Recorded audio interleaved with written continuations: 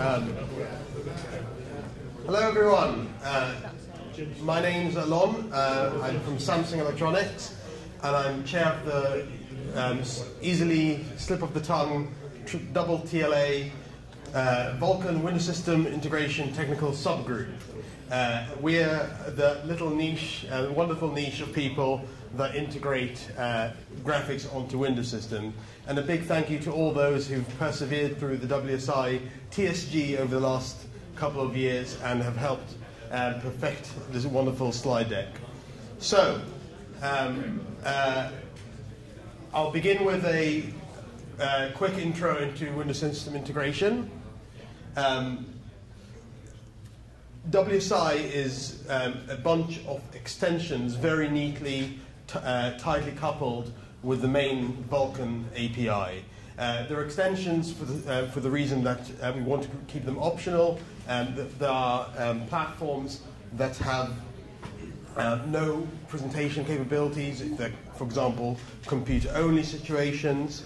And we want to allow platforms that wish to choose a different way of presentation the ability to do so.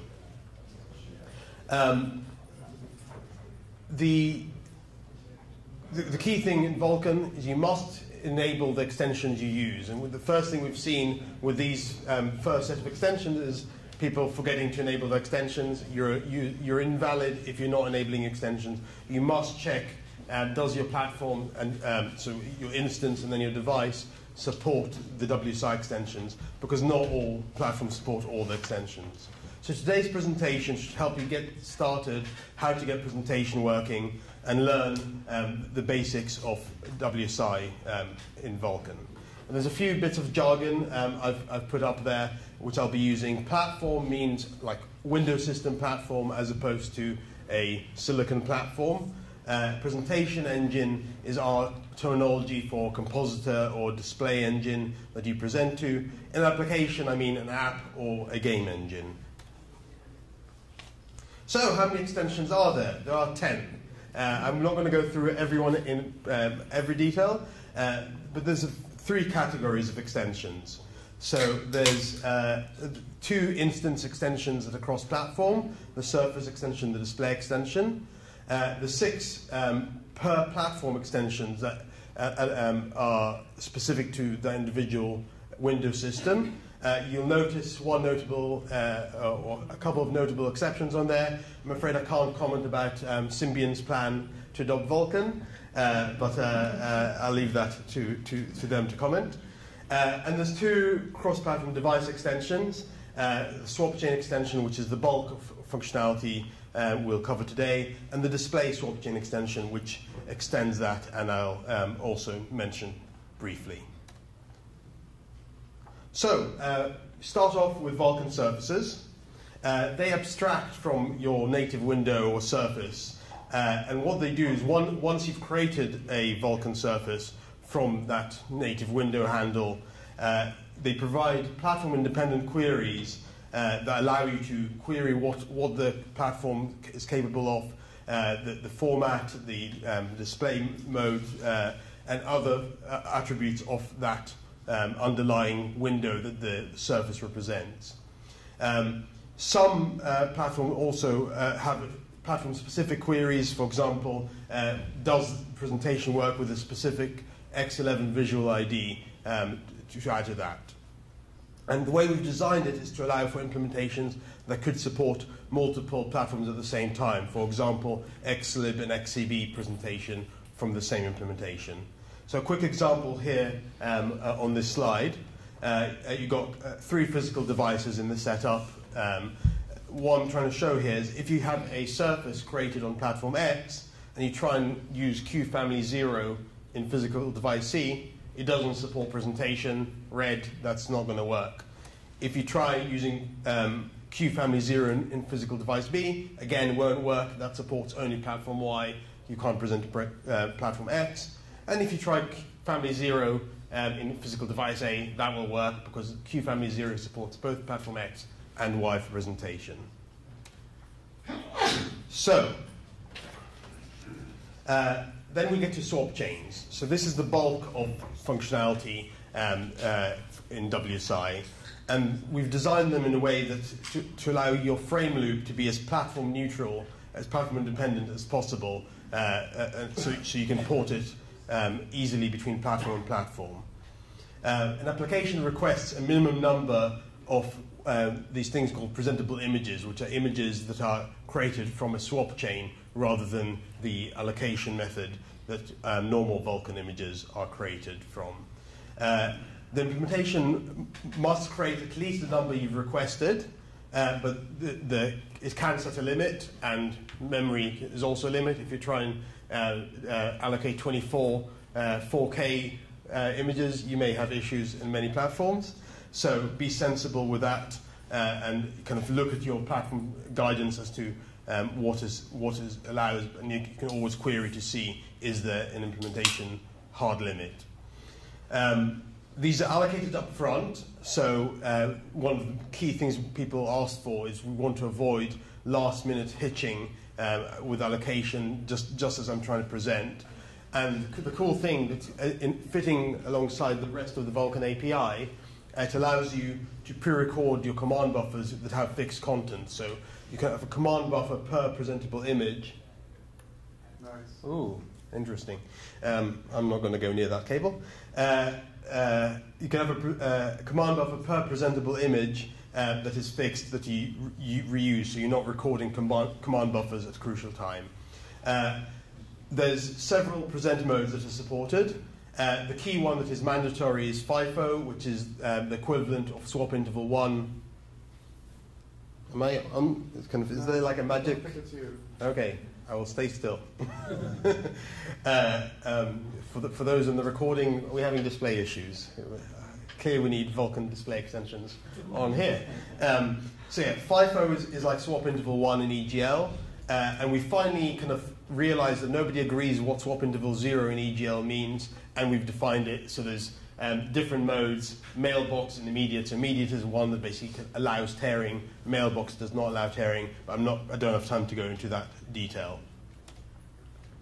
So swap chains are good, and for you non-British people in the audience, Tom, this means awesome. So they are really good. There's two reasons why they are good. So firstly, knowing what you'll be able to present next. And secondly, the fact that the content is preserved on that image, kind of equivalent to buffer age type techniques, but this is done from the get-go in the design. And thirdly, no unexpected surprises. Did I say thirdly or fourthly? No unexpected surprises whatsoever, and that's the design we've gone for. So a platform doesn't resize your swap chain. Yeah, I'm going to go holler. Sorry. Is it your Carry laptop? on. Okay. A platform doesn't resize your swap chain without telling you. So you get notified if your swap chain changes, and there's a couple of different feedbacks. One is suboptimal, that tells you there's something's happened. The swap chain's still functional, still going to work, but you may want to rethink and recreate it because we're scaling, or you've done an orientation change, and you might get better performance if you recreate your swap chain. And surface loss, which means no, you're not. The swap chain is dead. Stop presenting to it. You need to recreate it if you want to continue. And it's the application's responsibility to recreate it. So I said, swap chains, they're jolly good, very good. They are really nice. Presenting and acquiring are separate operations. So if you look at how EGL swap buffers works, that's basically split into two separate calls. So you can decide when you want to take the hit of waiting for your presentation engine to say the next image is available. So the ownership rules are also very clear. So the application must only modify presentable images that it owns, and the presentation image likewise must only display presentable images that have been presented to it. So there's no ambiguity. When I say no, I mean no with an asterisk. front buffer rendering might be coming soon. We'll see what happens then. But yeah, stalls and frame loops are very bad. So my continuity jokes. Okay. So your steps to set up your presentable images. So what I mentioned, you create your window surface using your platform-specific code. You create your Vulkan surface from that. You query information about your surface to learn what format it supports, display modes, and so on. And then from that, you create your swap chain. And once you have your swap chain, you get your array of presentable images. And just showing up how that divides between the different extensions. So where's kind of platform-specific code outside the Vulkan scope, and then the different extensions that cover the functionality. So then you get to your frame loop. You've created your swap chain, so that's your 0th step, and showing that green arrow, that's a one-off, not a regular operation. And then you get to your steady state loop here. So you acquire the next presentable image, and the presentation engine will tell you which one within your array is the next one available. You submit your command buffers that are suited to that image, that were built with that image. And then you present that, so that's a queue operation to present that image to the presentation engine. I'm skipping over some very important details which I do not have time to cover. Firstly, the transitions are absolutely crucial. So you need to make sure your images transition to the right state in order for it to be either ready for the presentation engine to present or ready for you to render to. So transitions, as mentioned earlier in today's sessions, are crucial in WSI like the rest of the API. And the second crucial bit, which I'm glossing over, is synchronization.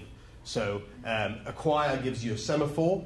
You give that semaphore to your command, to the queue submit, in order to make sure that your command buffers don't execute before the image is actually available. And likewise, the present is a queue operation, so it needs to be done in the correct order.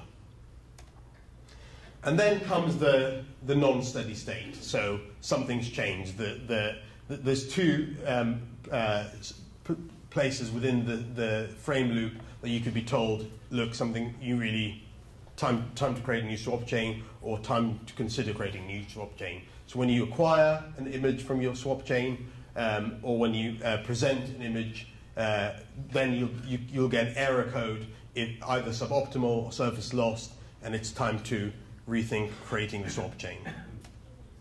And all of this belongs in the KHR swap chain extension. Okay, so then we get to the other two extensions I mentioned at the start. So there's the display extension, and these are this targets display devices that are outside of a Windows system. Exclusive mode presentation. And as mentioned before, not all platforms support these. Many, if you want to use an external display, you have to do it via the Windows system. This is for those that allow you direct connection to a display. But just as a caveat, a detail, that doesn't mean that platforms that don't use these don't end up going straight to a display. They may do so via the Windows system, such as on Android with Surface Flinger. If you're using full screen, it'll bypass composition.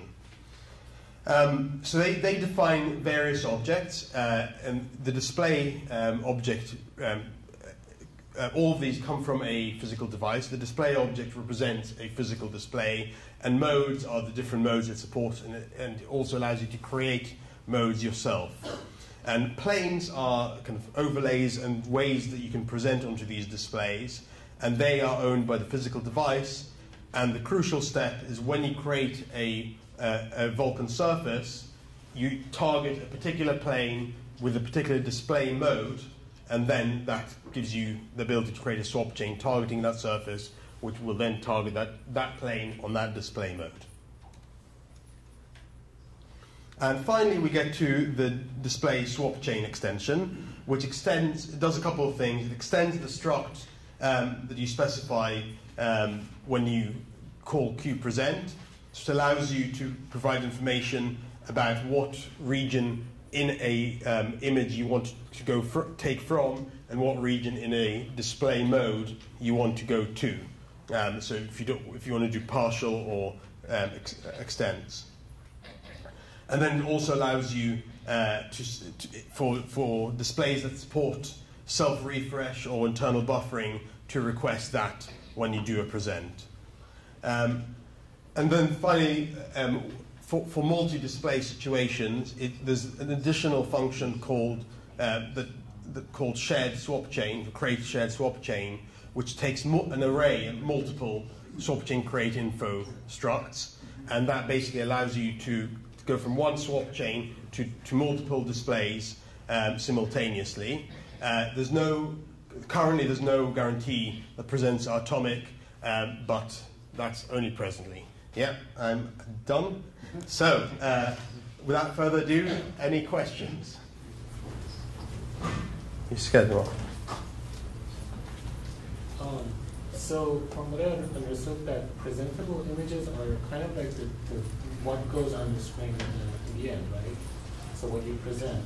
So in OpenGL, we have the default frame buffer, which is always the screen itself, so we could place content in texture for getting a screenshot, for example. Do we have such a thing in Vulkan? There's no default frame buffer. Okay, so it always... This is the mechanism. Okay. Unless you create your own extension with your own, whatever you want to do, this is the way to present. So if I want to take a screenshot of my app, I have to leave the presentable image that I created myself to an image or something. Yeah.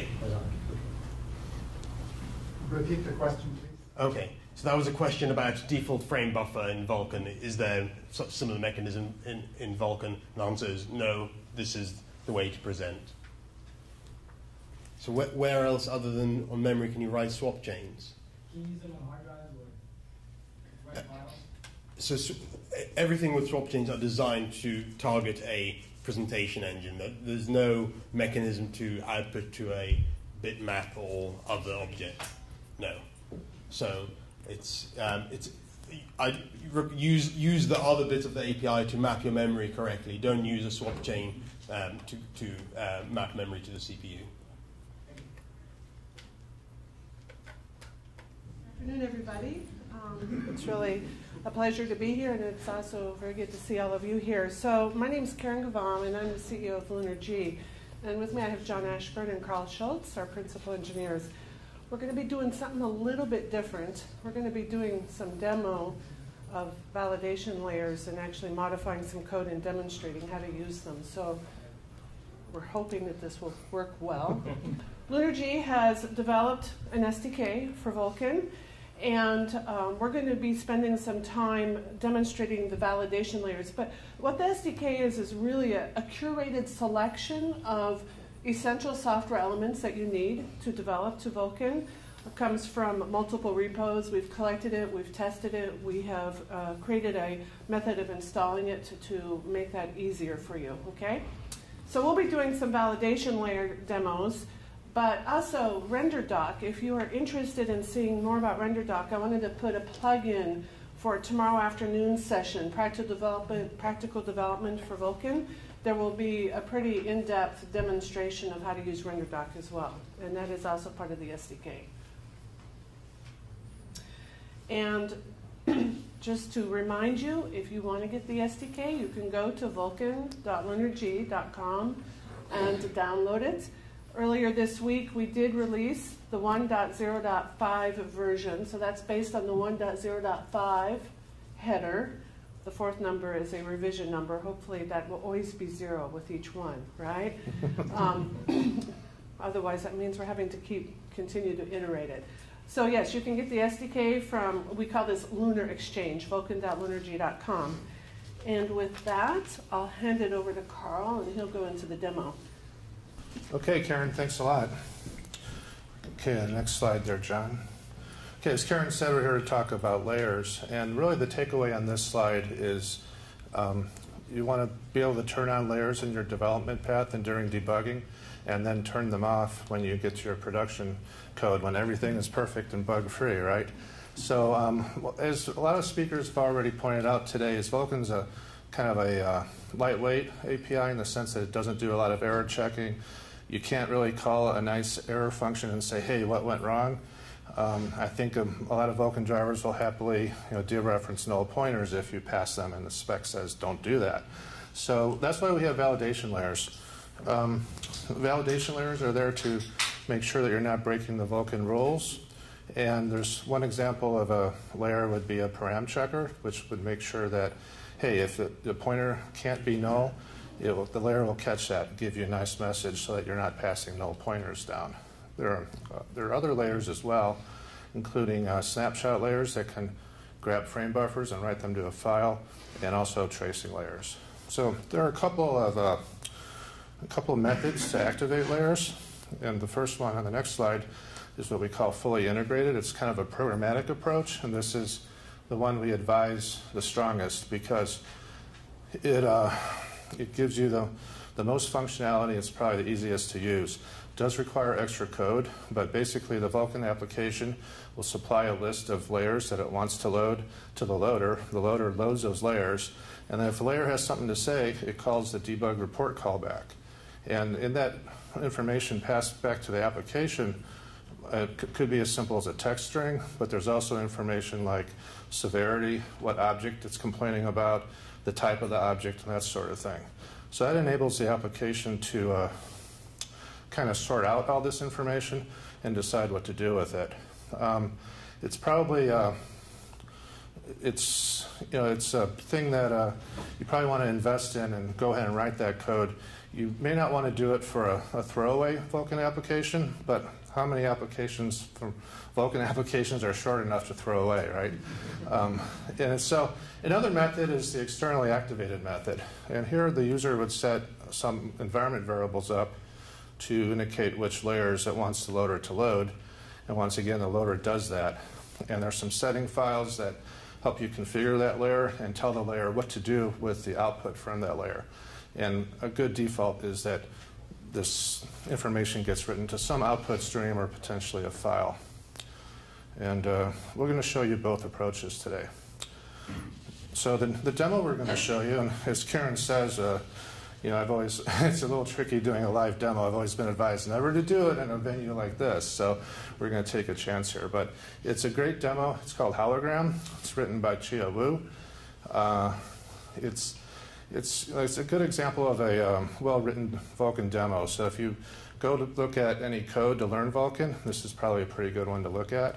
There are 5,000 moving objects that kind of fly around, and it's meant to demonstrate the CPU multi-threaded capabilities of Vulkan, which is one of the design points of Vulkan, by the way. You can find the source code in the SDK. You can also find it at the LunarG GitHub. There's a repo there called Vulkan Samples. Okay, so John, let's start that demo up and see what it looks like. So you notice John's using Visual Studio here on Windows. Hey, it looks good. And you can do the same thing on Linux, of course, and it's a very similar workflow. If you're using something like Qt Creator, the flow will be very much the same. The menus might just be a little different. But anyway, if you're looking at this demo, you might decide, hey, what can I do to this to play with this program and maybe learn a little Vulkan? So what we're going to do today is pretend that we want to change the transparency of each of those objects kind of on the fly and independently of each other. So let's go back to the slide deck and see how we might do that.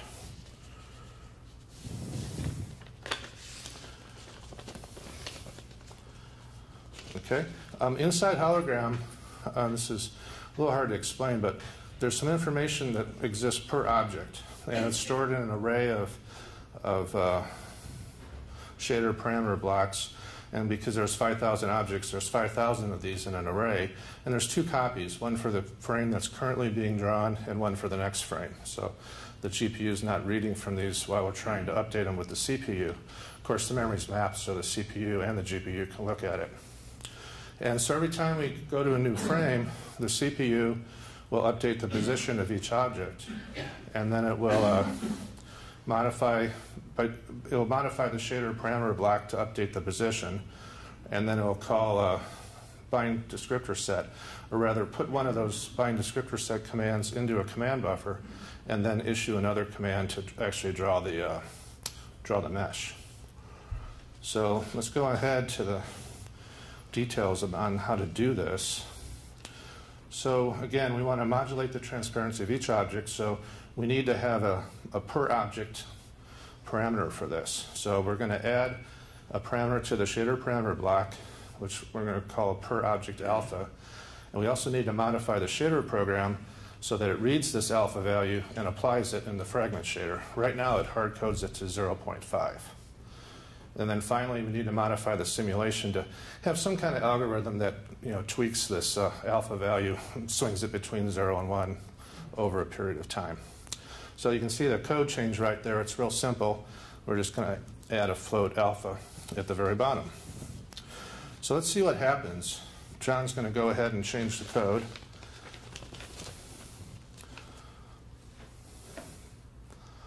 And it's a pretty simple change. And we kind of expect this to work. So let's just go ahead and do a sanity check. We'll rebuild the application and run it. Ooh, okay. So we have a lot fewer objects on the screen. And you might recognize the upper left error going on there. A lot of us might recognize that as a oh, we got the matrix wrong problem because there's some really bad shear. And there's also some, I don't know, it's hard to see, but there's some objects that are kind of clumped up in the lower left, kind of in a little galaxy of their own. Anyway, this is not the right output. So what did we do wrong? All we did was add one float to this data structure, right? So this is where we're going to use layers to save the day. So what John will do now is he'll explain how we're going to turn layers on in this application. So as Carl mentioned earlier, there's two ways to enable layers, one programmatically and one kind of by the user via environment variables and settings files. And so this hologram demo has a command line option -V to enable the validation layers. There is a standard we have several validation layers that do various things, such as earlier Graham was talking about memory hazards. So there's things like that, all sorts of things. Swap chains, we have some that validate some of those things. There is a standard validation layer, and that is actually a meta layer that groups 9 other validation layers together, and that's the easiest thing to use if you just want all of them. And so this -V option on the command line does exactly that. So notice John did not have to recompile the program. He's just, we're kind of lucky in this application already had this stuff set up for us. So we take a look at it, and the screen is white. The graphic screen is white because we still haven't gotten enough work done to generate the first frame. And we're throwing all these messages in the command window. And this is output from the draw state layer, and you might spot that by the DS initial. So John paused the simulation so we can take a look at it.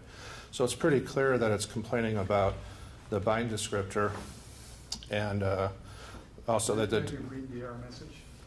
Okay, so the error message comes out that says draw state, and then VK command bind descriptor sets, and then the detail is the P dynamic offset 0 is a number, but it must be a multiple of a device limit, which is 32.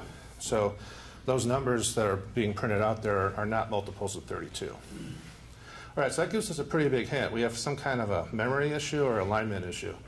And some of us might figure out, oh, okay, we know what's wrong, but it's pretty easy to get a little more information at this point. So now John will turn on the API dump layer using the second method of setting environment variables. So this, here's the environment variables, and since Vulkan has both instance kind of level of commands and device level of commands, layers that operate on both, you'd have to set both environment variables. Just like programmatically, you'd have to enable the layers that create instance and create device to have it operate on both of them.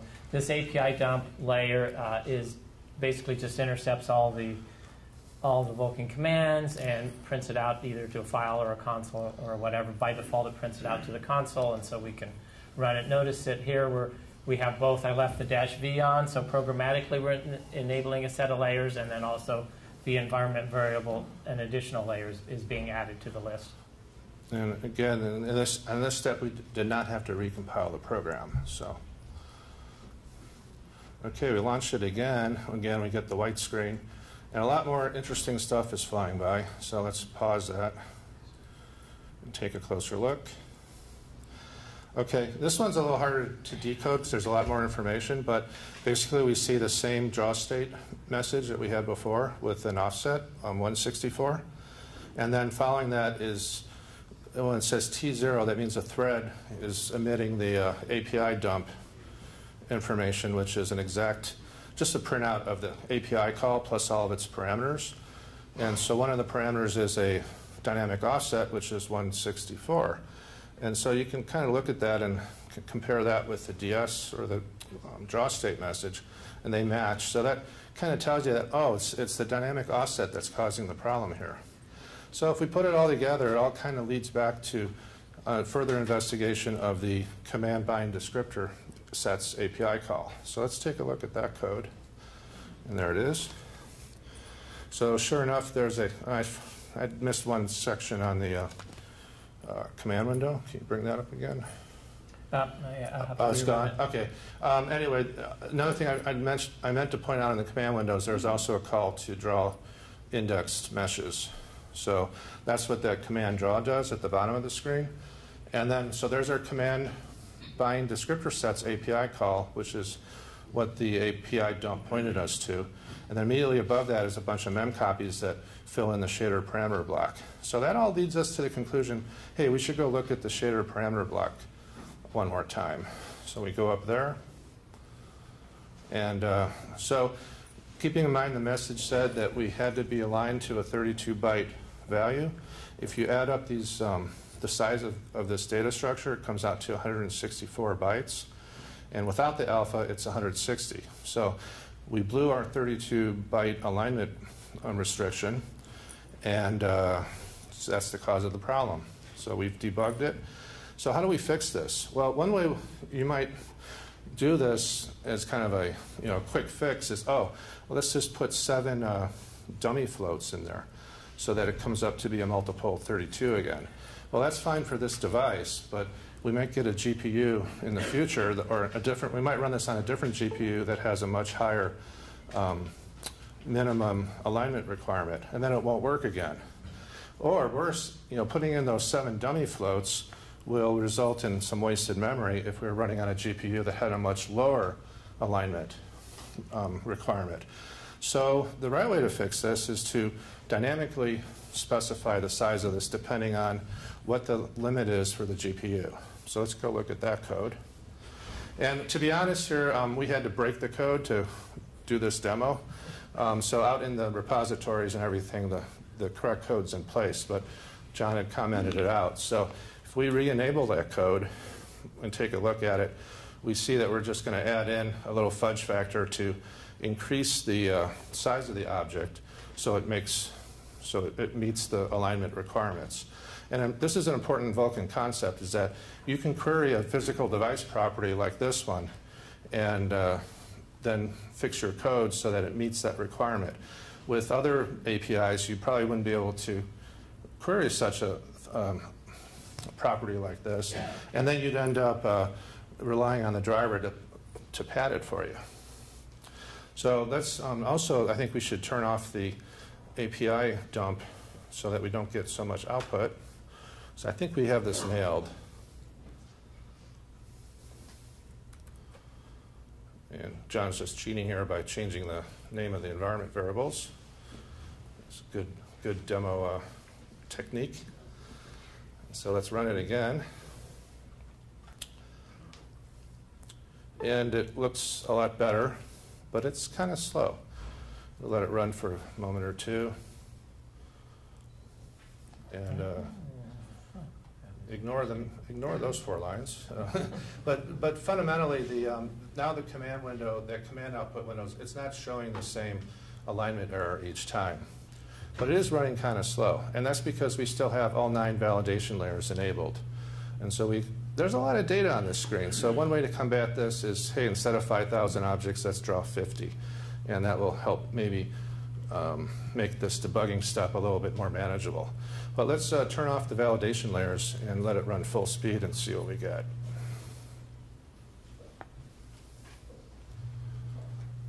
So just taking off the -v. Again, no compilation required. And now we look pretty good. And that's the way the application should look. So, you know, there's no errors now, so that's good. So now you're ready to go ahead and add the rest of the code to modulate the alpha. So we're not going to do that right here. All right, so back to the slides. Okay, so for more information, you can go to the LunarG website. There's a place there for documentation on layers. You can find out more about the validation layers themselves and some other cool layers like Screenshot, which is really good for, you know, it's to take a picture of what you're seeing on the screen. Sometimes words just don't do it. It's also a reliable way to get the frame buffer data, to grab it, because some windowing systems are a little tricky with front and back buffers. And I'll just add, I think there was a question earlier about how would I grab an image that was in the swap chain, and so you could use a screenshot layer to do that, for instance. Exactly. And again, like it says here, if you want to build a test system that does before-after image compares, it's a good tool for that. We also have a VK trace and VK replay facility that captures Vulkan API calls in sort of a binary file that you can play back later. And that's useful if you want to send a problem to somebody and they don't want to build up they don't want to install your application, or they don't want to do everything it needs to do to reproduce the problem. So that's about it. Do we have any questions?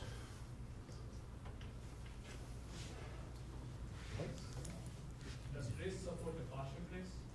Does trace support the Partial trace, like not the entire application, not partial trace. Partial trace. You have to start the VK trace from the beginning of the application. I'll repeat the question, I'm sorry. So does the VK trace support a partial trace?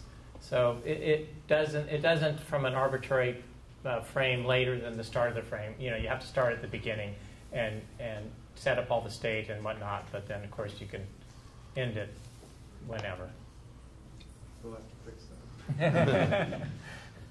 There's a question. If you want to write your own layer, a validation layer of some kind, is there an open specifications for how to do that? So the question was, if you wanted to write your own validation layer, is there an open specification to do that? In the Kronos loader validation layers repository, GitHub repository, there is a document on the interface between the loader and the layers. And so that would be your first starting point on obeying that. I would suggest, looking at the example validation layers that are in there, or they're not example layers, the official validation layers. Also, LunarG does have like the screenshot layer, and the trace, for instance, is a Vulkan layer. You know, those are other examples of layers, and you could use those. You could mention that we'll take pull requests as soon as we have a CLA. Yeah, and that's the other thing is I think it was mentioned earlier. You know, there is more work to be done on the validation layers. They don't catch everything right now. There's no missing pieces, and so yeah, we're open for contributions. And we're working really hard on all the layers at LunarG to both reduce the number of false positives and add more code to catch the missing negatives, I guess is a good way to put it.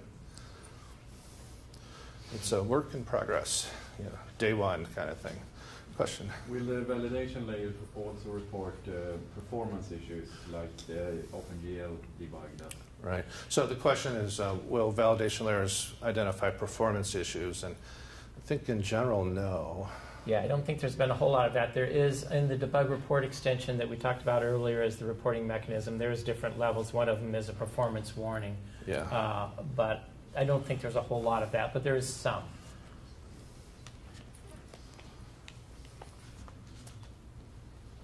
There's a question.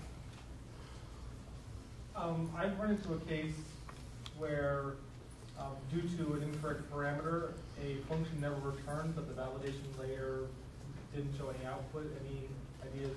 Is that just a missing thing in the validation layer, or? Well, one thing, for instance, Question. the question was he had a case where he had an incorrect parameter to a call, and the validation layer didn't print any error, and it also didn't return. You said it crashed, or it just never returned. Just never returned. Okay. Well, one thing, for instance, of course, in the earlier slide, we had the loader chaining in the validation layers, and it relies on those dispatchable objects being correct. So your first parameter to most Vulkan commands is a dispatchable object, and that if that's messed up, all bets are off, because you're probably going to just, not return or crash in the loader.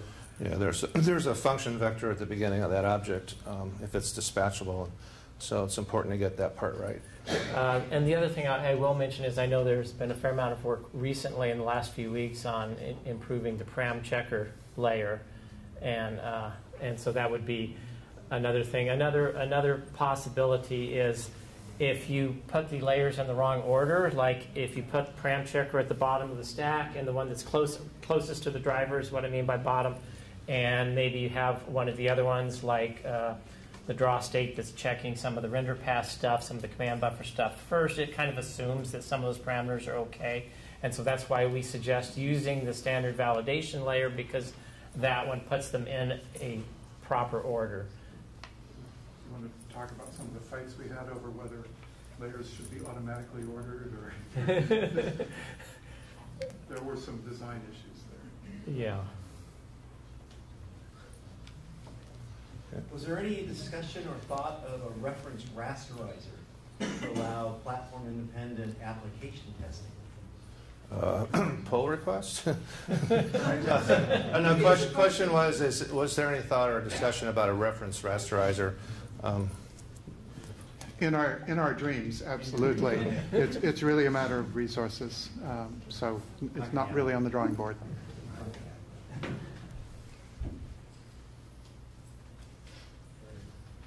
Okay. Any other questions? All right. Thank you. Thanks. Do we have Dan wired? Okay. Can you hear me? Awesome. Talk loud. Oh, I got to talk loud too and yell. All right. So thanks for coming, guys. I hope you're having a good GDC. This is my last talk, so after this I can drink. It's awesome. All right. I'm going to talk about next-gen design, next-gen engine design on next-gen APIs. There's been a big transition in the last few years, very exciting. One of the biggest transitions we've ever seen. Okay, I think the best thing to do is to give a little bit of background from where we came from. It's one thing to say, hey, there's a next-gen API, and why don't you use this next-gen API? For us, it was the kind of reverse question. We had a next-gen engine, and what we were finding was that the current generation APIs just were not working for us. They became the weakest link in our entire system. They're really holding us back. So, so some of the design philosophies that we have adopted, and I do believe that almost all modern engines are adopting these same philosophies, are that we have a job-based rendering, not just a job-based rendering system, but a job-based everything. Everything is jobs. It's not threads. It's a much finer grain. One of the other really interesting things that we do is it's a message-based system. I'll get into that in a little bit. We also have what we call redundant shallow state. We don't have the big, thick scene graphs. We don't have the big, thick data structures and traversals you typically see in an engine. Everything's decoupled and compartmentalized, and that's related to the message base. And one of the rules that we have is we always evaluate everything. We don't like trying to save calculations. It sounds kind of crazy, but there's been a shift in the last 10 years in computing, and it turns out we have lots of floating point calculation, lots of computation, and it actually isn't worth trying to cache stuff a lot of times. The concept of trying to cache data results can actually cost you more than just recalculating it, and that's a design change that we've made. And as a result, the main limiting factor for computation, even on a CPU, is just memory bandwidth and latency, things like that. It isn't the actual calculation. So we spend a great deal of time thinking about how memory is moving through the system. And everything in our engine, as much as we can, is asynchronous, and we're becoming more and more asynchronous. Okay, This is just some background so you get an idea of why next-gen APIs are a better fit for what we are doing. We have a data-driven design. Now, this isn't graphics here. This is all of our systems. Our systems don't work by calling into each other. They work by passing basically datagrams to each other. So if you think of that in our latest game, Ashes of Singularity, we have a unit AI system where each unit has a fairly complex flocking and behavior system, and it's doing a variety of things. And that thing doesn't directly call into the other systems. Instead, it consumes and produces messages. And these are little datagrams. So for example, when you render a unit, you don't have some master unit object in the engine. It's very much not like that at all. What happens is the gameplay system broadcasts, hey, there's a unit over here with this handle that you assign the handle to it, your own hash code, and it's at this position. And then whatever systems in the game engine listen to that and decide what to do with it.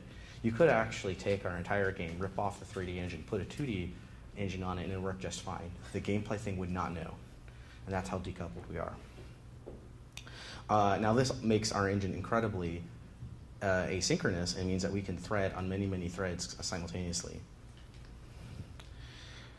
Okay, now that's the entire engine is built this way. So we have literally thousands of jobs running asynchronously. We have messages passing back and forth. We can process enormous amounts of data. It's quite stunning how much we can do.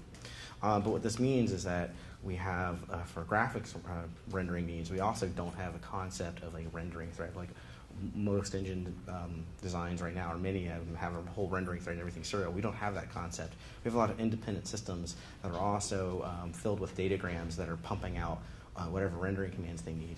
And at some point that gets collected into one aggregate scene, but the systems really are very, very decoupled. And sometimes you get a very big system that will internally parallelize. So the unit renderer is a system that renders units onto the screen. That doesn't happen on like one big serial job. It actually broadcasts itself out to like, I think it ends up being one job per core, but we can broadcast as many as we need, and then aggregates it back together.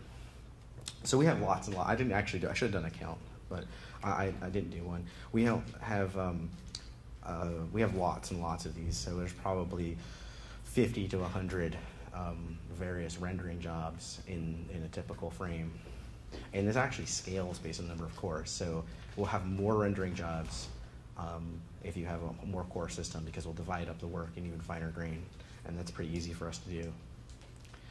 Okay, so you're starting to see how asynchronous are and how everything's decoupled, why using a synchronous API is difficult. So I made this big icon. It's yellow. It's on white, so it must be important. The thing to understand why Vulkan is different than OpenGL and D3011, the thing you need to understand is the asynchronous nature. If you understand asynchronous nature of it, and you understand that the GPU is doing something while the CPU is doing something, that's 90%, in my opinion, of understanding how to build your engine around it. Now, I think it was always a disservice for both OpenGL and D3011 to sort of tried to hide this fact from you. And I think that caused a lot of problems. And this next generation API does not hide that from you. You're now directly exposed, and it has a lot of implications about how you design your application. In the short term, it's a little spooky, but you should be doing at an application level everything asynchronous anyway.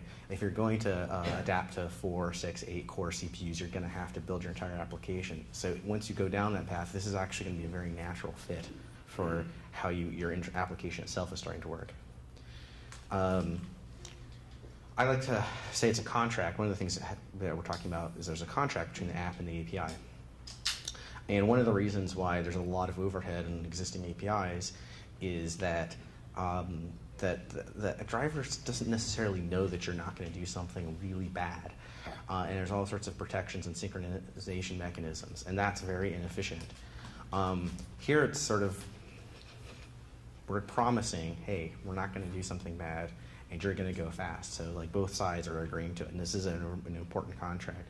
Kind of a funny story that we've gotten enough visibility now where for our game, we end up having custom driver paths. We can see them, like someone will ship a driver and there'll be a custom path that's going down. And what we can actually see is the way they get performance out of our DX11 path is that certain safeties have actually been turned off. I can see that because I crash the entire system if I accidentally do something like try and access a null texture. And that's not supposed to happen, but it can show you how much performance that those APIs that are losing based on protections, because it's slow enough where they turn it off. They know we don't do bad things except in development. They know we don't do bad things, so they'll turn them off on a custom driver path and to get a lot of speed. Now, obviously, that can't happen for every single application. That's why everyone sort of pays that cost, but it is a big slowdown for to do validation. And this is a very simple diagram to sort of explain a typical application behavior. This isn't actually us anymore. We've actually can buffer up more than 2 frames. But the basic idea is that this asynchronicity thing, the application is going to be writing into one set of things while the GPU is consuming the other. Theoretically, you could do something more elaborate. I highly don't recommend it. You can get yourself very confused very fast. And you also aren't going to do things like you have to think about when you delete something. One of the things, even in our engine, has this problem. This isn't related to a graphics issue. Like, we can't just delete something, right? I can delete a memory pointer. Well, you know, that could be in flight somewhere. Someone could be accessing it. They could be operating on it. So you never actually just delete something. You place it in some sort of queue, and eventually it works its way through the system, and it knows no one's accessing it anymore, and then it deletes it. And that's exactly what you're going to do in an application. And you can sort of see a typical pattern is that you're alternating between the frames like this, and the GPU is always consuming one frame while you're generating the other ones. And as long as you buffer it like this, your GPU will be 100% full, and you'll not have a whole lot of problems. Okay. There's not a good term for what Vulkan is. I've tried to invent some terms, and I don't know, so we can collectively come up with one. Free-threaded is probably the one that a lot of people use, and the idea is that there's no thread protection on these calls. They typically take a context information of some sort, and the rule is that as long as you're calling it with a different context, that there's no hidden behind-the-scenes global that's going to cause like a thread. I hope the driver guys are here, right? Like, don't do that because it'll obviously break. And there's not going to be a lock or a serialization point. And the API is very carefully designed so that the driver can be implemented in such a way that you're not going to get a lock. Now that means that it's actually fairly straightforward, but it's completely on you to deal with threading. Typical implementation of DX11 or OpenGL driver is what we call client consumer. So you have a client thread that's generating commands, and then a consumer thread, which is then our server thread, which is consuming them, and they're operating different threads. And all this ends up being somewhat hidden from the application. And this is not going to be the case with Vulkan. There's not going to be any threads or background things or consumptions, I hope. And you're just going to be to the metal generating commands. It's going to be a lot more straightforward. So this is a sort of illustration of how you might see that. Like, one of the interesting things about old way of doing it, you really don't understand what's going on. Like, we're running our entire game in parallel. All these nice little jobs are doing things, are simulating each other. They're passing messages back and forth. They're various sizes and time slices, and we're happily going through and scheduling on 6 cores. But then you get the graphics stack, and the graphics stack just serializes, right? And what's Alon's law, right? Like, you can't get faster because it doesn't matter how many cores you throw at it if one core is going to be completely pegged out. And so you end up seeing this as a graph. It's a really old screenshot, but you sort of see a DX11 path where you have one core sort of really busy. I don't know why the task manager doesn't have it pegged. It actually is pegged out for some reason. Windows doesn't understand that it's pegged out, but one of the cores is pegged out, and the other one's just sort of flatlined. And that's pretty bad. I mean, you got this awesome CPU with all these cores, and it's just not really using it effectively. So this is the new way. This is what Vulkan's going to look like. Is that we parcel up all the little jobs. And remember, I said we have maybe 50 to 100 graphics jobs or command buffers being generated. Now, this is a little more idealistic because they tend not to be completely even like this. There'll be some big ones and small ones. But practically, when you get to like 50 to 100 of them, you're going to spread almost perfectly across 8 cores or 16 cores. The laws of averages start panning out. What we do, just sort of technical detail, we actually we have an estimated size of how big our commands are, and we draw them. We start processing the big ones first, and then we get to the little ones, and that sort of helps you fill in the gaps. And you can see this is a sort of simulated, so again, it's a little bit old, but it's a simulated shot where we can actually peg out all the cores doing rendering work when we get the situations. That's pretty cool. Okay. What's hard about doing Vulkan? So I'm going to get into some of the details. And again, I don't have a lot of time, so I'm not going to get into the nitty-gritty detail. But I think that the thing about Vulkan is if you're retrofitting an old code from it, it's going to be a lot different than if you're starting over. So I'm going to approach this from you don't have a line of code written, which is the best time to start, right? You've never written any code, and you don't have to worry about porting stuff. So a little bit of thought up front will save an enormous amount of time later. If you plan out how you're going to interop with the underlying hardware, you're going to save yourself an enormous amount of headaches. The key cons and concept is that you don't want to do the reverse of lazy evaluation. A lot of the rendering technology, a lot of technologies these days tend to not do the work until you get some combination thing. And you want to do the reverse. You want to plan out, it's like planning out your vacation and planning out like where you're going to be at every point in time. And that's the attitude you want to take. So before you start writing code, you say, okay, do I have a general policy for how I'm going to bind resources or how I'm going to do all this stuff? And then just stick to it. And the more you can know about how a rendering job is going to work at compile time, not even like load time, but actually when you're writing the application itself, the easier it's going to be. And we do a lot of that stuff in our engine, even beyond graphics. The kind of bread and butter of Vulkan are pipeline objects. Now, for us, this was a very easy fit because even before we got to the next generation APIs, we didn't have the concept, like a lot of engines do, of having a separate vertex or fragment shader, geometry shader, and all that stuff. We just had a shader. And everything fits in the shader. We did not distinguish bits. So effectively, our engine already had the concept of it become a pipeline object. And wasn't really a big a major change for us. The other thing that we did is we just create one giant temporary buffer to handle all our data for the frame. So I think it's set to, for Ash's, 64 megabytes. And we just create one 64 megabyte frame buffer, and anything that the CPU needs to communicate with the GPU, we just have an incrementing pointer, and it increments, and we dump the data into the buffer, and then we reference it. And we actually use that for everything. We use that when you're doing a texture update, because usually if you're doing per frame things, those are small updates. We will copy it into that buffer and then issue a GPU copy command. We don't try and lock them to do all sorts of buffer rename or anything like that. And this is extremely fast. Like, there's no real reason to do anything crazy complicated.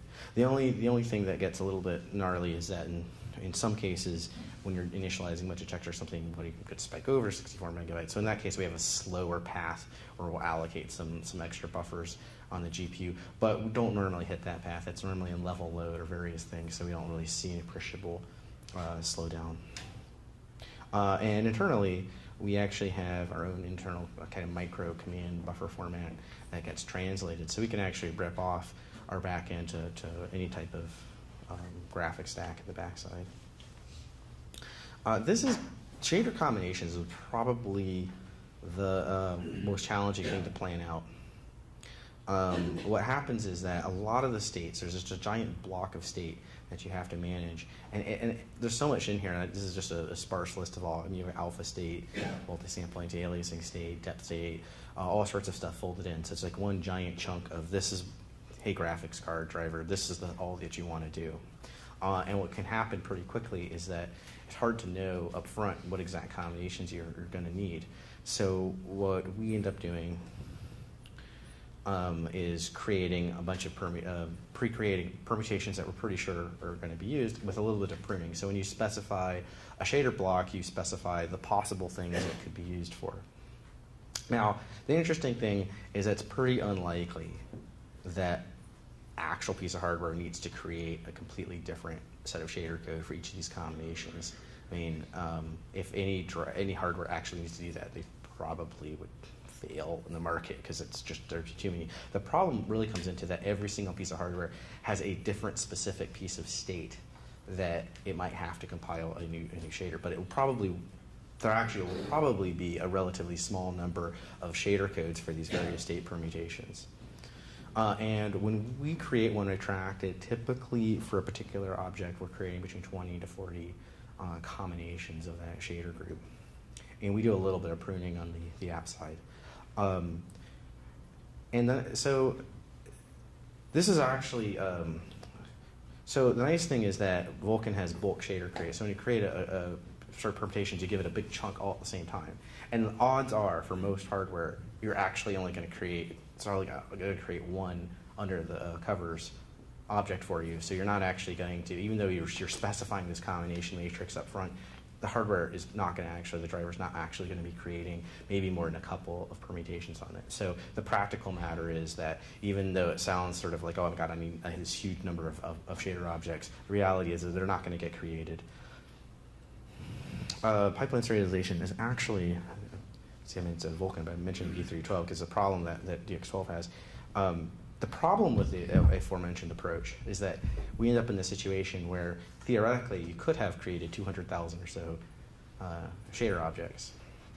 And if you don't understand that they're the same, if you try to serialize them and save them out to disk, it ends up being like a gigabyte. And you can't do that. And it's really unfortunate because we know that they're all like the same data.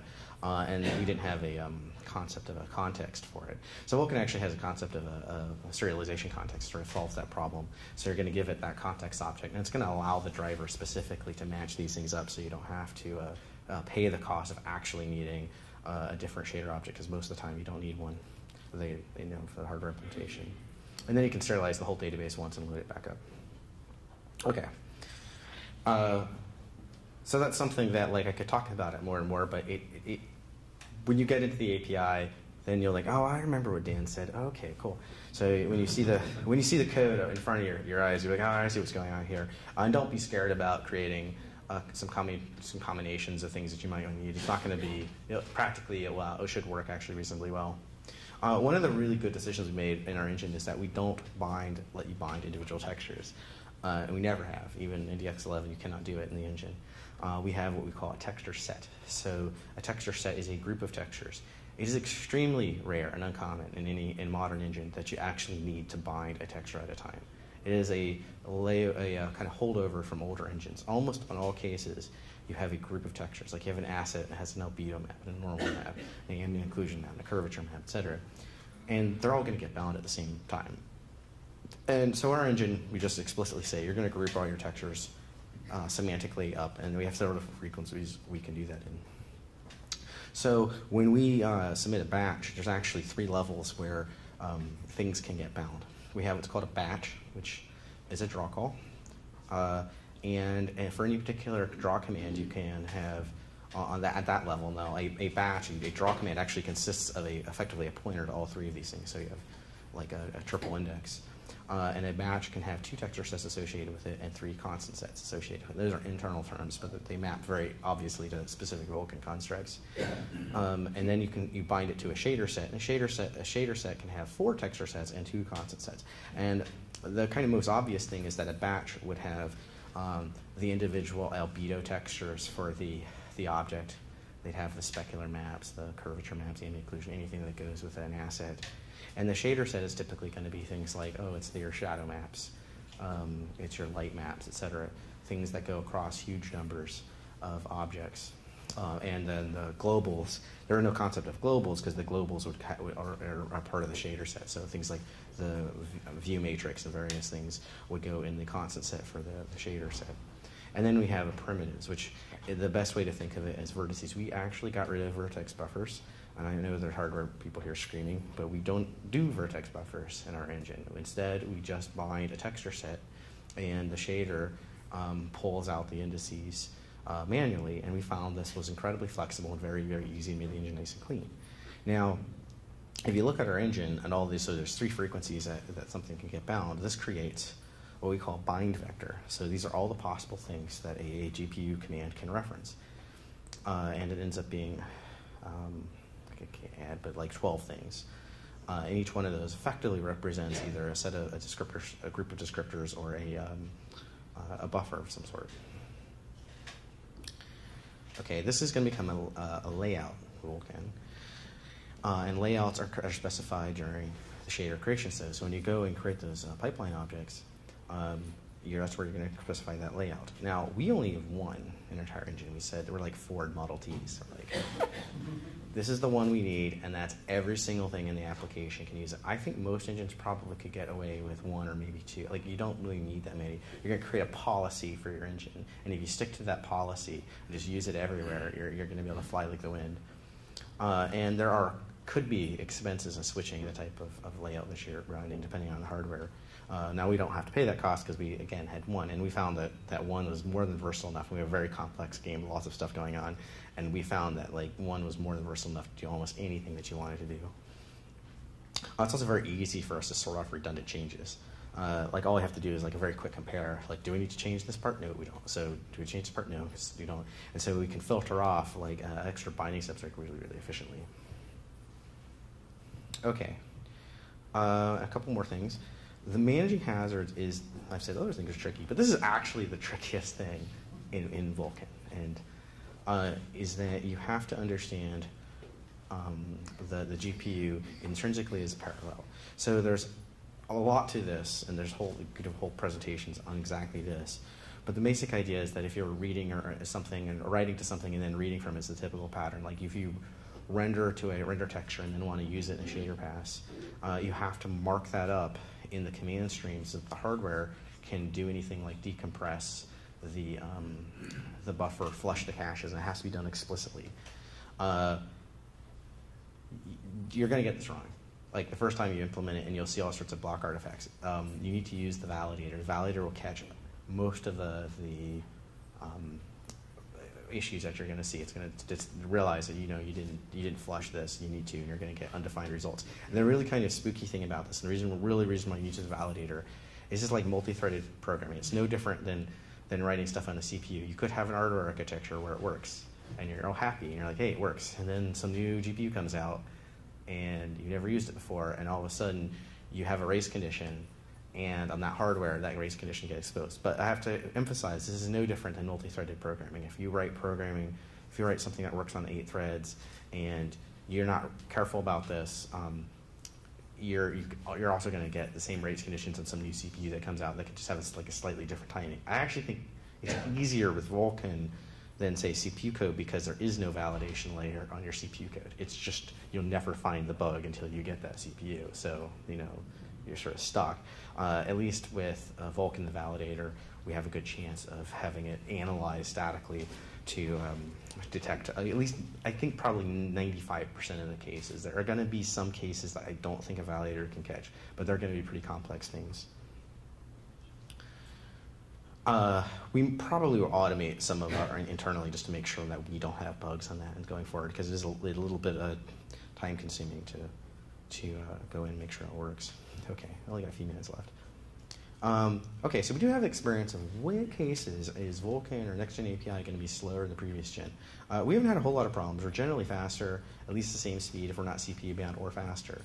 But we are starting to know what cases you will be slower, because an initial implementation where you're not thinking about these things, you're going to be all surprised, oh, wait, I'm slower than the last one.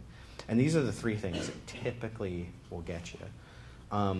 One of the things is that some of the drivers are extremely advanced, and they do all sorts of very complex things like constant folding. You're iterating over 3 lights, and it's always 3, and the shader compiler notices that and decides, hey, I'm going to unroll this loop. And that will give them a little bit of perf, but the negative side of the thing about it, you get these stutters that call them micro shader recompiles, and it's very typical in the desktop, especially like the app will just hang for a bit while it's compiling, and you can't control that, and that's very annoying. So from our standpoint, we didn't even care if we lost a few percent if we weren't going to get some stall from a shader recompile. Memory barriers is the other one that a lot of people are struggling with. I've been asking a lot of people, and you're going to hear a different answer from every piece of hardware, about when you're doing the hazards and barriers, how that impacts performance. And the moral of the story that I have taken home is that you need to aggregate them. So don't have a bunch of little ones, try and group them up into one big one, because you could end up just stalling the GPU all the time. And that's going to be a big area to manage. If you can manage where your barriers are occurring, it will vastly increase your performance. And the other ones are things like changing pipelines and layouts. This is actually something you shouldn't be doing even in previous APIs. It's just a lot more obvious you're doing something bad in Vulkan. Now, the question is how much threading do you want to do, how many command buffers? Kind of rule of thumb is that you probably don't want to have too many. It's easy, let's I have 1,000 objects on screen. Let's create one command buffer. Don't do that. You really want a handful of them, especially the allocators, because allocating the memory ends up becoming complicated. You really want to get down to only having a handful of allocators per frame. And you also don't want to have, we do about 50 to 100 depending on like maybe a 6-core system. It gets a little higher. That seems to be a really good number. I wouldn't recommend, if you get too much lower than that, you might not be able to parallelize things. If you get a lot higher than that, you're just going to start introducing overhead. So like certainly don't try and create a command buffer for every object. That seems tempting, but not a good idea. And we do some sorting on that to help out a little bit. And we're still learning, best use, all this stuff. Okay. And I am done. You can follow me on Twitter. You can also go to Oxide Games, and I will take some questions. And I have 65 seconds to answer questions. You have 5 minutes. Oh, okay. That's awesome. 4 minutes. I have 4 minutes, I'm told. You mentioned that your engine was already messaging-based, and it was trying to be really asynchronous. Did you look at any alternative models that found that minimized blocking by writing your memory once or something, so that way you don't have as required there? Oh, you're talking about what? I'm sorry, can you repeat that? Like making writes immutable. Repeat the question always. I think I'm trying to understand the question. Do we consider other models of internal message-based synchronization? Yeah, message-based synchronization. Yeah, we considered other things. We did a lot of performance analysis, and one of the things about message-based asynchronous engine design, like we did, is that it turns out that it's faster than you think. Like we need an aggregate analysis of the overhead for passing datagrams between the systems. It ends up being like 2%. I mean, it's not really a big deal if you're careful about it. So, and the decoupling of the systems, and it all comes down to cache use and flow. So it ended up when our analysis showed that it was such a small percent of the overhead that we were pretty convinced that that was the right approach to do it. Which is better, DirectX 12 or Vulkan? Oh, that's a loaded question. Let's see. No comment. So how big do you feel that the difference is between them? I would be shocked if you're going to see a major perf difference between the two. I think that if you're going to design, I mean, we're further ahead in DX12 than we are in Vulkan because Vulkan just got standardized a month ago. But I think that if you're going to take the time to do one API, you should probably do both of them. I mean, they're very close. It's almost a 1-to-1. It's not quite to 1-to-1. It's like 95% 1-to-1.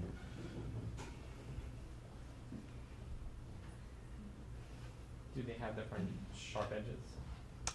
I don't know enough about the sharp edges yet, but I don't think so. Most of the design constraints most of the things I'm talking about are design constraints of next-gen APIs. They're not necessarily, I mean, you're going to see exactly the same issues everywhere, even on consoles. Do you use, can you comment on async compute use in your games? I can comment a little bit. Yeah, we use the multi-queue. Yeah, can we comment on async compute use? We do use async compute a bit in our game. We use it to get a bit of perf advantage right now on hardware that can co-execute. We think that the multi-queue stuff is pretty interesting. Going forward, one of the things we're really excited about Vulkan is it lets us depend on some of that stuff because we really want to get out of the concept of a frame. We'd like to have tasks running across many frames and completing it at various times. Any questions? I'm getting booted off. Okay. All right. Thank you very much. So my name's Dan Ginsburg, and I worked on porting Valve's Source 2 engine to Vulkan. And I'm going to talk today about some of the performance lessons we learned in the hopes that it'll help ease your transition to Vulkan, give you some ideas of some performance hiccups you might run into and how to solve them. So I'm going to start the talk with going over the performance results that we're currently seeing with Dota 2 on Vulkan. And then I'll go into some of the performance lessons. So first, the results. So first of all, for those of you not familiar with it, Source 2 is Valve's latest engine. And the first game that released on it was Dota 2 Reborn. It supports OpenGL, D3D9, and 11, as well as Vulkan. And it's shipping today on Windows, Linux, and Mac. If you download Dota 2 off Steam, it's running on Source 2. We have a Vulkan renderer that's complete that we've shared with IHVs. We have it running on AMD, NVIDIA, and Intel on both Windows and Linux. We're just waiting to integrate Scaleform for some of our in-game UI. They're working on a Vulkan render backend, and as soon as that's done, we're going to integrate it and ship the Vulkan version. So I'm going to talk a lot about performance in this talk, and before I do, I want to start with a bit of a disclaimer. In some ways, Dota 2 is not really an ideal showcase for Vulkan. On the one hand, Source 2 is designed to be a multi-threaded renderer, which does map very well to Vulkan. But in terms of the content that's in Dota 2, it's only about 1,500 draw calls a frame. And because of this, our DX and GL renderers tend not to be render thread limited unless there's a lot of draw calls.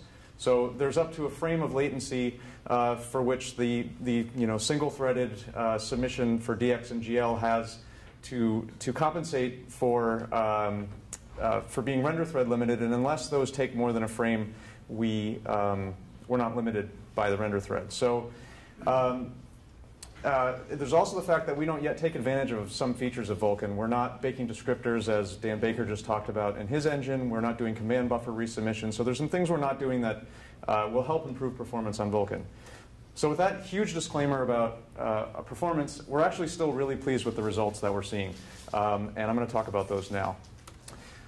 So I'm going to talk about frame rate in a bit, but before I do, I want to talk a bit about latency, because that's another very important aspect of performance. So what I have on this slide here is a capture from telemetry, which is a profiling tool of several of our threads in our engine. There's on the top the main thread, which also participates in rendering, 3 other worker threads which are doing rendering work, and the thread on the bottom is our DX9 submission thread. So this is a capture from DX9. On those threads that are generating rendering work, what we're doing is generating our own internal software command buffer format that gets passed down to that bottom thread, and then all of the DX9 API calls are made, and that's where all the draw calls are happening, all the state changes, binding vertex buffers, index buffers, all of that happens on the render thread. And what I want you to notice in this particular instance is the time between that red line, which is the end of the frame as far as our engine is concerned, and the time that the render thread actually manages to get the present over to the API and ultimately to the GPU. And when we look at that latency in DX9, and DX9, by the way, is our fastest of our 2 DX renderers, we see about 3.8 milliseconds of latency in this particular case. Now, I took the same scene, and I captured it in Vulkan and ran it in telemetry. And what you see here is the same basic thing. There's the main thread on the top, the 3 worker threads. This is running on a 4-core machine, by the way. And the render thread at the bottom. And the 2 things to notice here are, one, the worker threads are actually a lot more busy. And that's because instead of generating these lightweight software command buffers, we're actually generating GPU consumable command buffers using Vulkan. And of course, that's a good thing. We want to spread that work out instead of have it on a single frame. Our render thread at the bottom is now extremely lightweight. All we're doing is basically submitting our command buffers to the queue and doing a present. And if we look at the latency between the end of the frame and the time the present is issued, it's only 0.4 milliseconds. So what we're seeing is that the render thread is no longer a bottleneck, and we've actually reduced the wall clock time of a frame. And by that I mean the time from the start of the frame until the present actually hits the API by 3.4 milliseconds.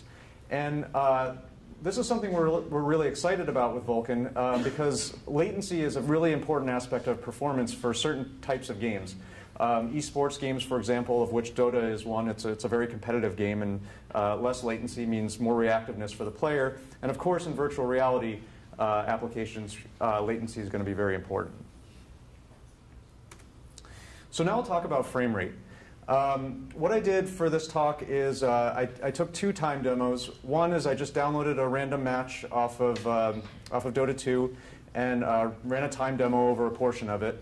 And then the second time demo is I focused in on what by Dota standards is a very high draw call scene where there's a big battle going on, a lot of particles, and a high number of draws.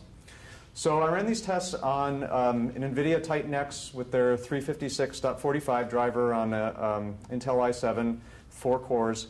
And this is focusing entirely on CPU perf. As you probably heard in a lot of other talks about Vulkan, GPU perf is going to tend to be about the same unless you're taking advantage of something like async compute. But we have the rendering quality settings at the highest because that means that the engine is just submitting the most number of draw calls. And then I recorded the performance for Vulkan, OpenGL, DX9, and DX11. This was on Windows 7. So first, the just typical Dota 2 match. What we see is basically starting on the left is the Vulkan performance at around 182 frames per second. It's beating GL, which is at 170. DX9, our fastest renderer, is a little faster than Vulkan, and all of them are quite ahead of DX11. So this is okay. It's not great. The reason that this is happening is because, as I mentioned earlier in my disclaimer, if you look at captures of this time demo, for the most part, we're not bound by the render thread. There's just not enough draw calls to be render thread bound, and we have up to a frame of latency before you will actually see that in frame rate. So the next scene is a battle scene where we have a lot going on. And here's where we see Vulkan start to jump ahead. Here, Vulkan's running at 85 frames per second.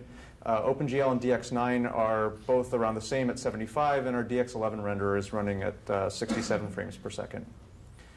So what does this mean? We are basically seeing a big latency reduction, and the more draw calls we push, the better the advantage of Vulkan is shown against the other APIs. So as we push higher and higher end content through our Vulkan renderer, we expect to get better performance. And our engine, as we take more advantage of features of Vulkan, will also improve, and drivers will get better as well. But I do want to kind of give a compliment to all of the IHVs that we've worked with. Their drivers are actually already very efficient. The API was designed to have a small surface area and to be performant, and that's what we're seeing across all the drivers. The most of the time now is in our engine, and the problems are on us and not on the IHVs, and that's kind of what we want with Vulkan. We want the driver to be as efficient as it can, and for us to be able to solve our own performance problems. So now I'm going to talk about some of the performance lessons that we've learned from porting to Vulkan. And I'll talk specifically about command buffer recycling, batching up command buffers, filtering out redundant calls, updating descriptors, and using the pipeline cache. So I'll start with command buffer recycling. So you heard a bit in Bill's talk earlier about how command buffers get recycled. I'll just give a really quick overview here. What you tend to have is you have at least one command pool per thread, sometimes per thread per frame. We're not doing that. We just have one command pool per thread. And you basically have 2 options for recycling command buffers. You can either call VK reset command pool, which will reset all of the command buffers in your pool at one time, or you can call VK reset command buffer to reset a single command buffer if you've created your pool with the correct flags. Now, either of these resets can do one of 2 things. They can either recycle the resources to be reused for subsequent command buffers, or for subsequent uses, or the resources can be released back to the command pool. So the way that command buffer recycling works in Source 2 is that each individual command buffer, after completing on the GPU, is returned back to that thread and recycled for reuse. And what we saw when we were doing profiling early on is that our VK begin command buffer, Carl, was quite costly. It was showing up as one of the top bottlenecks in, for example, in vTune. And this was because we were creating our, or rather we were resetting our command buffer using the flag to release resources. The motivation behind that is we were seeing a lot of memory growth for command buffers, and we wanted to try to minimize the amount of memory they consumed, but this was coming at a high perf cost.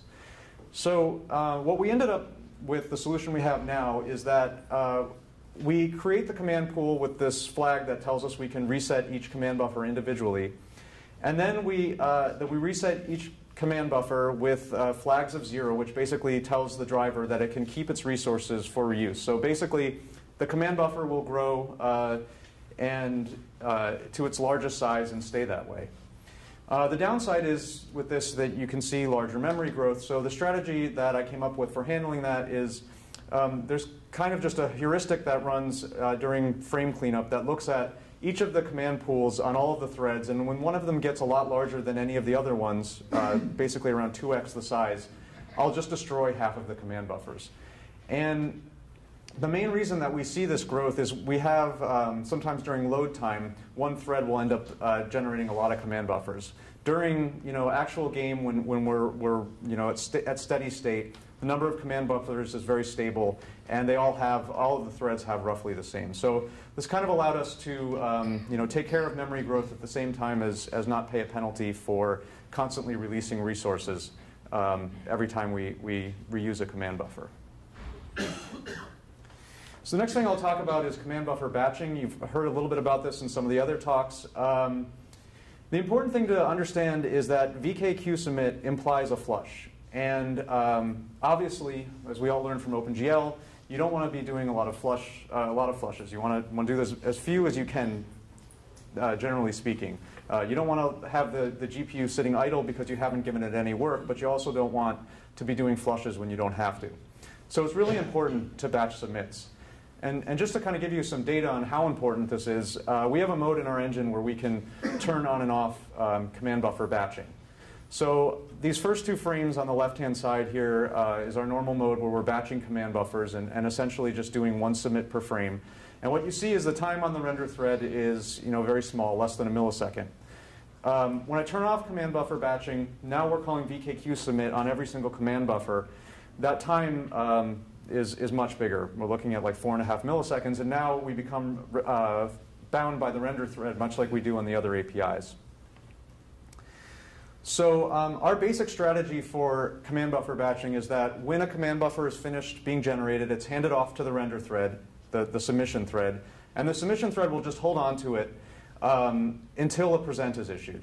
There's also a little check in there for once we get up to some threshold number of command buffers. I think it's set right now to about 500. At that point, we just also do a submit, and that really only happens during load time. At normal game time, we're only doing 1 submit per frame. But as I think one of the other speakers mentioned, there may be some balancing act to do here depending on how your game works, because you don't necessarily want to wait too long to start giving the GPU work to do. I was initially worried that doing this command buffer batching was going to result in too much latency. But because the submit is so fast, when we compare it to all the work that happens in the other APIs, the latency really isn't a problem. And we're able to keep the GPU busy. All right, the next thing I wanted to mention is redundant call filtering. So this is our job now as application developers. Vulkan drivers may not do dirty state checking. I'd argue that they shouldn't do it. This API is supposed to be very thin, and we don't want the driver doing a bunch of dirty state tracking as they had to do in OpenGL. The problem is if we as application developers don't do it, we may end up forcing the IHVs to do it because they're going to obviously be getting benchmarked, and if there's a badly behaving game out there, they may have to do some dirty state tracking, and we don't want that to happen. So please don't be the app developer that that hurts the good apps at the expense of the bad. So I have to admit, when we were first bringing up Source 2 on the NVIDIA driver, they came back to us and said, why are you calling this multiple times? You should be filtering these out. And we're like, yeah, that was stupid. We should be. So everything is now dirty state tracked. Binding index buffers, vertex buffers, binding pipelines, all of the calls to set dynamic state. We have our own internal dirty state tracking to make sure that we only call those when we absolutely have to. And I mean, this has been general advice for OpenGL for a long time too, but sometimes developers have relied on the drivers doing it for them. All right, the next topic is updating descriptors. So when we look in vTune today, our number 1 and number 2 hotspots are VK update descriptors and VK command bind descriptor set. And this is because in source 2, what we're doing is we have a single pipeline layout that's shared across all of our pipelines. Basically, the pipeline layout has a certain number of slots for image samplers, a certain number of slots for uniform buffer objects, and we only bind the ones that are actually used. So the descriptor sets have unused entries, and we are doing an update and a bind for every single draw. And obviously, this is not efficient. You want to try to move this work up front if you can. So the right way to do this is that you should organize your descriptor sets by update frequency and bake anything you can up front. So as Dan Baker said, if you have a bunch of textures which are always bound to an object, treat those as a descriptor set and bake it up front and never change it, and you won't have to do any updates. For uniform buffers, you can use dynamic offsets so that even if you are changing the contents, you can have the same uniform buffer bound and just vary the offset of where you're drawing from. And you may want to use compatible pipeline layouts to try to simplify descriptor allocation. I think this is something that's going to be very much down to each engine's design. As I said, we have just one pipeline layout that's used for everything. It really simplifies descriptor set allocation and management. I've heard from others they have a small set of different pipeline layouts that they use. But if you have like a completely unique pipeline layout for every one of your pipelines, things are going to get really complicated and expensive. So we plan to do this in the future. We know it'll help perf a lot. It requires some changes to our render system abstraction layer. Right now, this information isn't bubbled up high enough into the engine, and we sort of have a plan to do it, but haven't done it yet. So we know that's kind of the number 1 CPU perf issue that we have. Okay, last topic I'll talk about is pipeline creation. So there's basically 2 steps in creating a pipeline. You call VK create shader module with your SpearV and to hand off your SpearV to the driver for an individual shader. And this is really a very fast operation, relatively speaking, to creating a pipeline state object. We measure it at around 0.01 milliseconds on the NVIDIA driver. On the other hand, VK create graphics pipelines is where all of the driver compilation and optimization happens, and we'll see that take up to 150 milliseconds for some of our pipelines in Dota 2 before we warm the cache. The Vulkan pipeline cache allows you to do all of this work up front. You can serialize compiled pipeline caches to disk and potentially preload them to remove any first-time compile cost, or at least most of the compile cost. The pipeline cache itself is mostly opaque except for a header that contains the vendor ID, a device ID, and a pipeline cache UUID. And you can check that to make sure your pipeline is compatible with the driver. I think Jeff mentioned earlier in his talk, one of the things that would be really nice is if we use Steam somehow to generate these pipeline caches before the user ever runs the game for the first time, because most likely a customer will be running on some piece of hardware and driver that some other user has run on before.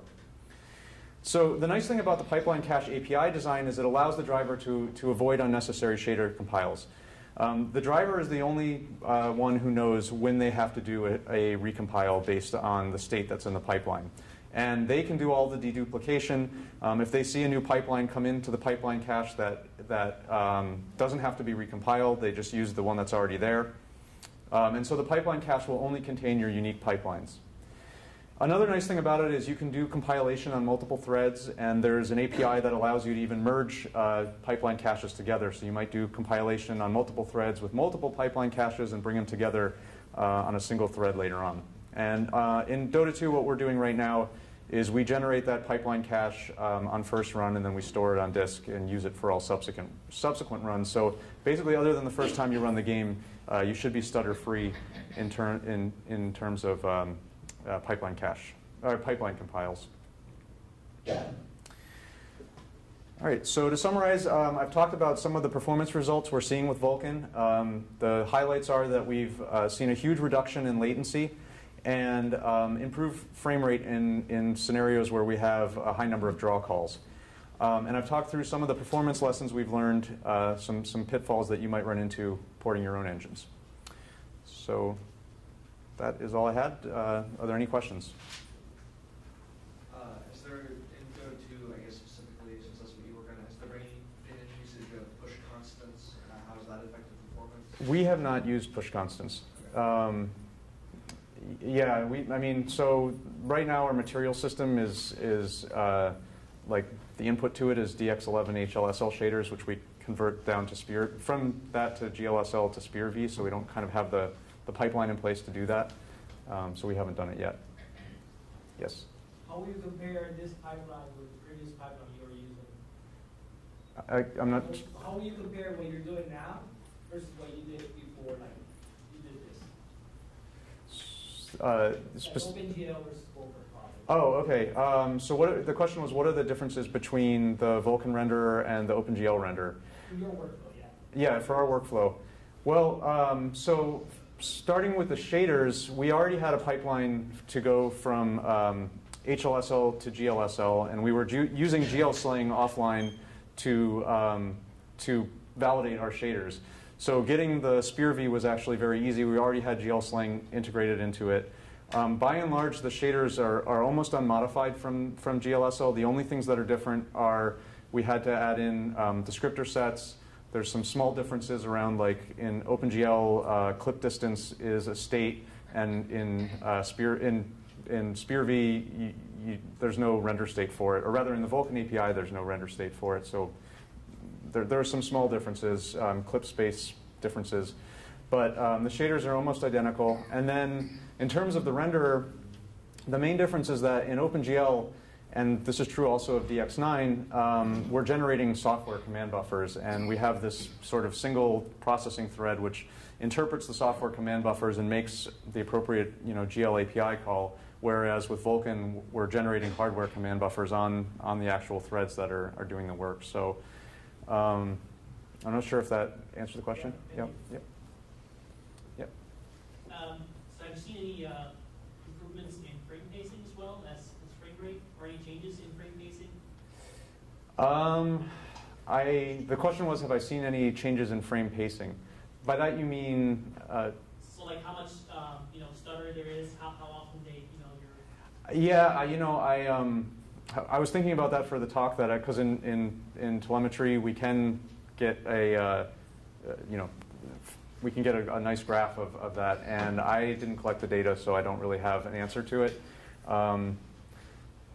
One thing that made it a little bit tricky in terms of presenting it is that the simulation doesn't run every frame, so you kind of see these spikes, and identifying whether they come from rendering or something else was a little tricky. So I don't really have an answer. I would expect that it should be better, because as the scene changes, and say in DX9 we get limited by the render thread, I wouldn't expect that scenario to have the same behavior in Vulkan, but I don't have any data to back that up. Yep. All right, so in the slide that you said that the DX9 is the fastest. Yes. Why is that? Is that because it's less advanced? The content is pretty much the same. Oh, so the question was, why is the DX9 renderer the fastest?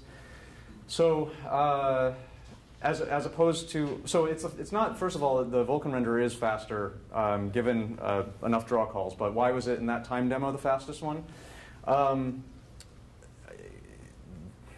good drivers, is one answer. I mean, so one thing that happens in DX9 is that the drivers are actually spawning threads off of our own render thread, or at least one thread to do multi-core rendering, so that helps. The game was originally designed in our old Source 1 engine, so it was very sort of designed for DX9. It only had a DX9 renderer at that time.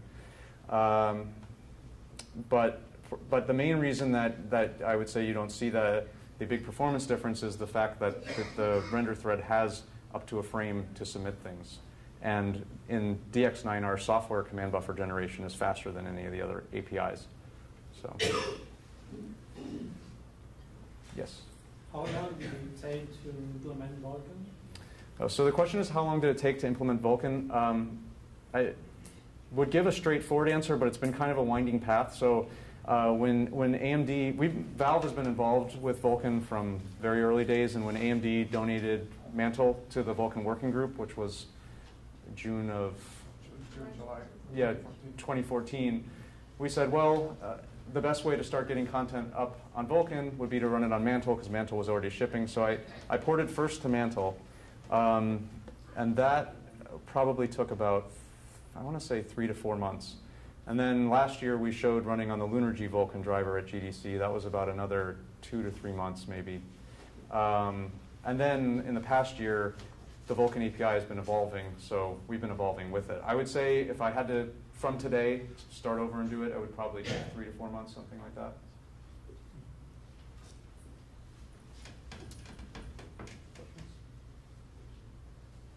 Anybody else? Okay, let's say thanks, Dan. Right, so I'm Hans-Kristain. I'm starting this small 15-minute talk segment now with the small talks. So I'm going to do something that's very unusual, something you don't really think Vulkan would be good for. Retro gaming. Interesting. So we have a use case for that that's surprisingly good, actually. So just a little bit of background here. I started multimedia programming back in 2009. We started this project RetroArch in 2010, 2011. Eventually I went to join ARM, hacking on the Mali GPUs as my day job. The reason I'm here today is because on launch day I contributed a big Vulkan backend to this project. That was pretty interesting to do. A little bit about RetroArch and libretro. If I want to use a few words here, it's basically a system optimized for enjoying retro content, like emulation, old games, that kind of thing. There are some unique challenges there that you don't really find in high-end content. Basically, the reason that there's RetroArch and libretro is there's some abstraction to abstract away specific implementations and a front end, which is RetroArch here. We have a strong focus on portability and performance, which is pretty much why I wanted to do a Vulkan backend, to see if there was any sense in doing it. The problem really with this kinds of content is the rendering happens on CPU. It's just necessary. Old school consoles, you have to render it on the CPU. There's just way too much fiddling with synchronization to do it on the GPU. And of course, certain 2D simple games, it makes perfect sense to render it on the CPU. But at the end of the day, we need to get this on screen. We need to upload the texture to the GPU and get it on screen as fast as we possibly can. And any overhead here, we really want to slash that down, because this could run on a really weak platform, which should run 2D content just fine. We need to get this on screen as fast as we can. And Vulkan has this great feature. Linear textures is so amazing. I've been wanting this in GL for like 4 or 5 years now. And it exposes, we have just the texture, it's linear, it's basically a dumb frame buffer. And that's exactly what we need, because CPUs render in that format. It's just how it works, just a straight array of linear data. And it turns out that GPUs can actually sample from these textures. At least the devices and drivers I've tested, it works perfectly fine. Since we're only using the textures once, there's no reason we actually have to copy it over to an optimal texture, because we're pretty much just blitting it on screen. We can just hammer it straight into the texture, blit it on screen, and we're done. Also, Vulkan supports persistently mapped memory, so finally us GLES folks can actually do it right. If you combine all of this, we can just create a bunch of textures, persistently map everything, and when it comes down to texture upload, it turns into a mem copy, and that's it. It's the fastest possible way we can ever do it, which is great. So, of course, there are some caveats there, because Vulkan doesn't require GPUs to support this linear texture sampling. Of course, if that is the case, we can just fall back to old school copy, but at least it's asynchronous, and we're guaranteed that. The linear textures might not be device local, so they might be backed by host-only memory, which could be inoptimal when sampling. This is typically the case for desktop GPUs, as I've seen. So again, same fallback, just copy it asynchronously. The memory might not be cached, for example, so if you're doing like blending on the surface, if you're mapping the texture, that could be a problem. Just fall back to copy. But again, these are simple vendor-neutral fallbacks. So it's like, if you hit the good path, like on integrated GPUs, just go straight to the linear and bleed it. If it's desktop, okay, fallback maybe. But that's fine. So in GL, things get really crazy. I mean, we've spent a lot of time just trying to get copies fast in GL, even for simple cases like this. And it turns out for us, ring buffering textures with the good old GL text subimage turn out to be the fastest, actually, because we already did the hard part of the driver. We made sure that the texture is not actually in use when we upload to it, so that turned out to be the best. Of course, things like PBO uploads, I mean, everyone says, okay, you should use a PBO to make it asynchronous, but in this case, it makes no real sense, because it's just an extra copy into PBO and then an extra copy into the texture. So we got some speed lost there. And we even tried things like AZDO, like persistently mapped PBO, and tried to upload it, but then again, we hit these bizarre 10x slowdowns for some reason. And yeah, we have no idea what's going on with the driver in this case. It's probably something really bad that can be fixed, but yeah. And just a crazy case on Raspberry Pi, we ended up uploading to an OpenVG texture and sharing the image in EGL. Completely bizarre case. But yeah, that was actually the fast path. Very fun to figure out. So, yeah.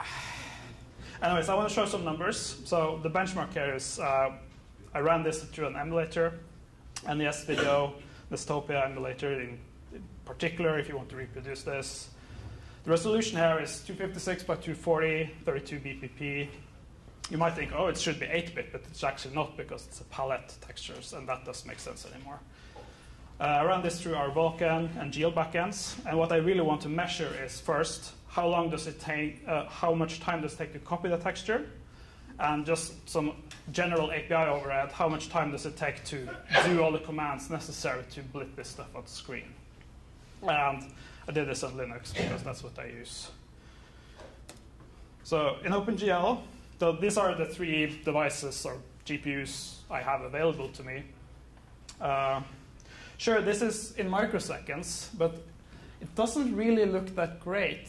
I mean, it takes like half a millisecond, a little bit under a quarter of a millisecond to upload a texture that's this small. Something's clearly not working here. I think we can do a lot better. And it turns out in Vulkan, I got this crazy speed up. I mean, 5x uplifts across the board, because now the texture upload turns into a mem copy. It can't get any faster than that. It's the optimal way. And the overall frame times turn out to be less than what it took to just upload a texture in GL, which is quite amazing, actually. And this happens on all the various vendors I tested with different degrees of uplifts. And there's still room for improvement, for example. There's no reason to actually copy it when we can map it directly and just render straight into it. That would save the copy. We could pre-bake the command buffers, maybe. That should save some extra work. So again, it's really huge. So the conclusion, I guess, for this is that even super simple 2D applications like this can actually benefit from Vulkan, which is quite interesting. It's not just a super high-end stuff that can make use of Vulkan, which is quite interesting, I think. And showing the GL samples, all this time we've spent with uploading textures, I think Vulkan, or going from good to great, it is much simpler in Vulkan. Because right off the bat, you know, okay, this is how I should do it, and it just works. In GL, okay, fiddle with 10 different ways of doing it, try to figure out the optimal way. That might work on 2 vendors, but fail horribly on the 3rd. So, yeah, pretty happy with that. That was that. Questions? Questions?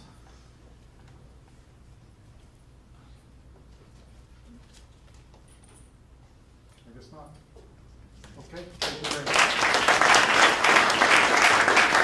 much. Introductions. My name is Nguyen. I work for Google. I'm a part of the R Copy and Code project, where I am a creative technology lead. And it's not really interesting what that title means, so we'll just go on. Before I start, I'd like to share a quote with you that I found recently that I feel like captures generally everybody's feelings about Vulkan itself. So, Vulkan, lots of rules and no mercy. Joseph Campbell. If you're familiar with Joseph Campbell, you know what the original quote is. So let's get to it. Introducing Cinder. Cinder is a C++ creative coding framework, and once you hear the phrase creative coding, you might be wondering, well, what is that? It's a kind of an umbrella definition, and it means a lot of things to a lot of different people. But for the Cinder project, we've adopted a definition, and basically it's programming with aesthetic intent. So essentially, it's creating something with a very stylized visual.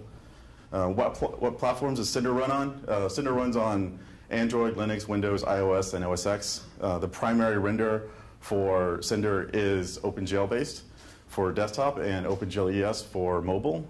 And as far as application hierarchy and game engines, et cetera, we sit right below a game engine. So you can build something on top of us, or you can just use it raw. Cinder is it's open source under the simplified BSD license. The web page is libcinder.org. And who is the target audience for Cinder? Creative coders. That guy over there.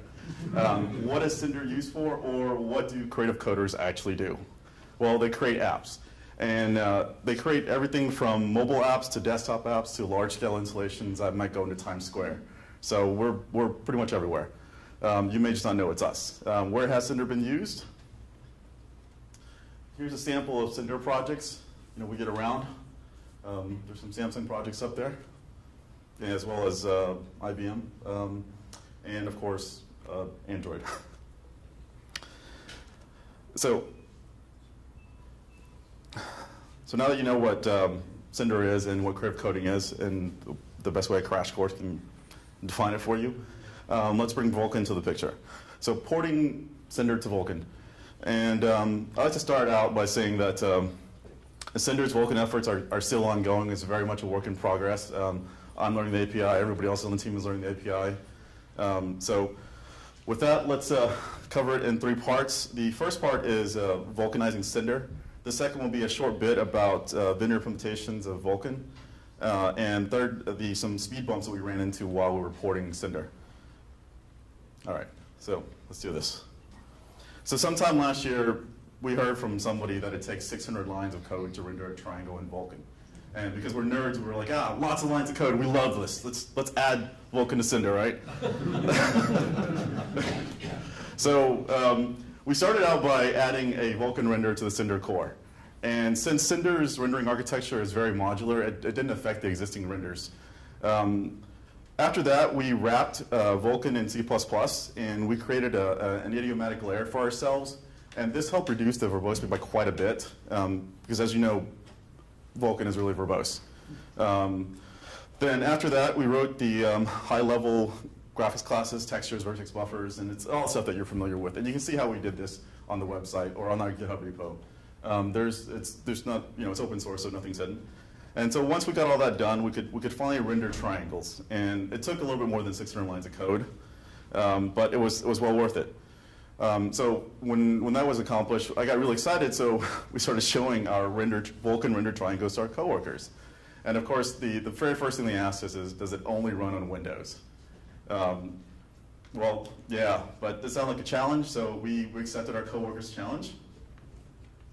And so we set out to port our Vulkan rendered triangles using Cinder to Android and Linux. And for some background, the initial port of Cinder to Vulkan took about 3 weeks on Windows. In addition to the C++ code, we also updated some GSL code to the Vulkan GSL convention. So back to the ports. And quite honestly, when we set out to do the ports, we didn't really know what to expect, because if you're ported anything to mobile, you have to deal with the OpenGL to EGL switch. And that's a mixed bag. But thankfully, we were saved a bit. So, to our surprise, it only took 3 hours to port to each one of the platforms, to port to Linux and port to Windows, or sorry, Android. And a large part of that was thanks to the WSI and swap chain in Vulkan. Like, those extensions made it super easy to port. And everything else pretty much stayed the same, including the GSL shaders. And for anybody who's ever worked with shaders from desktop to mobile, it can be a bit of a nightmare. So it all worked. Vulkan is awesome, but you know, the honeymoon had to end sometime, and for us, this is about where it ended. And like most newlywed couples, you start to notice qualities that you didn't before. But you're still committed to making this relationship work, and that's how we honestly felt about Vulkan. And so with Vulkan, you're going to be subjected to, as we were, a lot of honest truths. And this basically means that you're not doing something right. And it becomes very apparent when you start to work with GPUs from different vendors. All Vulkan implementations follow the spec, and they're conformance tested to make sure that they are. But when you're dealing with computers and there's more than 0 humans involved, there's going to be details that will vary.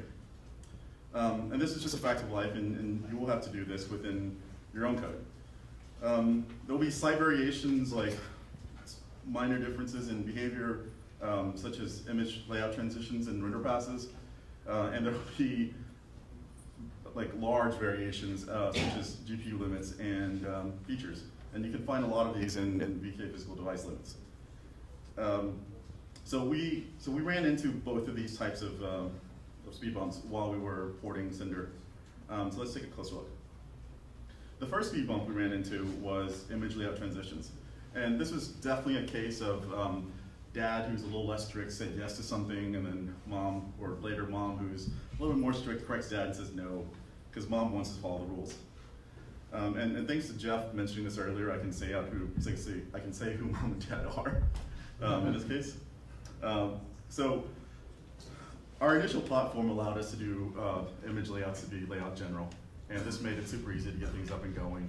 And honestly, this is probably what the other part of what made the port from one platform to the next really fast. When we added a second CPU from a different vendor, things seemed to work. And then we added a third, and it still seemed to work. Awesome, amazing. Then we got to the fourth GPU, and the driver said no. You didn't do something right. You didn't follow the rules. And if you haven't figured this out yet, NVIDIA is the dad, and AMD is the mom. And once we figured out what's happening, we revisited the spec, and we added the logic for updating image layout transitions, and everything was happy. So here's a visual example. So this is just a basic shadow mapping example. This is what happens when you don't do image layout transitions correctly. You get nice artifacts. And here's what happens when you do. It all works. Yay. All right. So the second speed bump we ran into were not paying attention to the limits. And this was a very bad habit we developed from OpenGL, because the constants in OpenGL are crazy, and you don't memorize them. So not adhering to limits often results in crashes, and it actually did for us a lot. The first one that we ran into was VK bind descriptor sets. And we basically didn't know that the field max bound descriptor sets even existed in the physical limits, because we were just trying to get stuff working. And so we just, you can just bind as many descriptor sets as you want. Not true. And we ended up, it's funny because we ended up just off by 1. And it just crashed over and over and over again. And then the next thing we tried to do was, that should be multi-queue, not multi-thread. We tried to do multi-queue operations on a device with 1 queue. And basically we just didn't pay attention to the queue family's queue count. And that caused another probably 5 hours worth of fun. And I don't have a visual example of what a crash looks like, but I'm sure you guys are fairly familiar with that. Not to say that your code is but, so you can see the spec became a very important and integral part of our lives. And we started the Cinder port early enough where there were a lot of things that were moving around. And Tom earlier asked how we got access to the SDK early enough. It's because I worked at Google. That's what happened. And so there were, and things didn't quite work as a spec. We really just had the spec and the LunarG samples, and there was a lot of spec chasing that happened for us because things were changing pretty much every week. But that's all changed. So if you're new to Vulkan, things are better, and they work as expected for the most part. And then there's a lot more code samples because everybody has amazing demos out now. But if there's ways that you can help Vulkan help you. First is, this applies if you're new, because everybody, I'm sure most people here are very familiar with this. Know the specification, and just be familiar with certain parts of it, and don't be like us, don't disregard fields and things like that. The spec clearly spells out what it wants from you. And it tells you what it expects in the parameters and what the limits are, et cetera. And it tells you where to look for the limits. So, be familiar with it. Second, prefer to check your device limits and features at runtime and not make assumptions about it. In GL, we tend to make assumptions, at least our team, on certain things because we generally run on the same class of hardware. But that turned out not to be true for Vulkan. And as always, your Vulkan code should be as robust as your project needs to be, not more, not less. And third, validation layers. Validation layers are your friends. And all friendships require time commitments. This one's no different. So you shouldn't treat validation layers the way that a lot of us treat profiling, like saying we're going to do it and not really doing it. This bit I picked up from John McDonald. Turn validation layers on at day 1 and leave them on until you ship. Even though we're middleware, we still do that because it just helps us track down a lot of things. And so Cinder didn't get here because we're going to do this.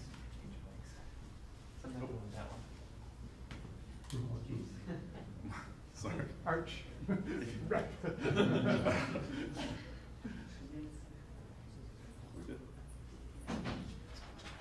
So it's almost the end anyways. Thank you.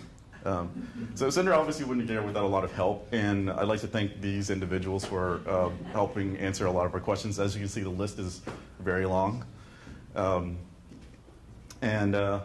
That's all I have, but I do have a lot of Android devices with me with demos on them, and I'll be in the demo area if you'd like to come chat with me and ask me any questions about Cinder or Vulkan or what I do at Google.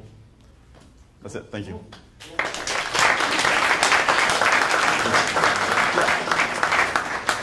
Any questions?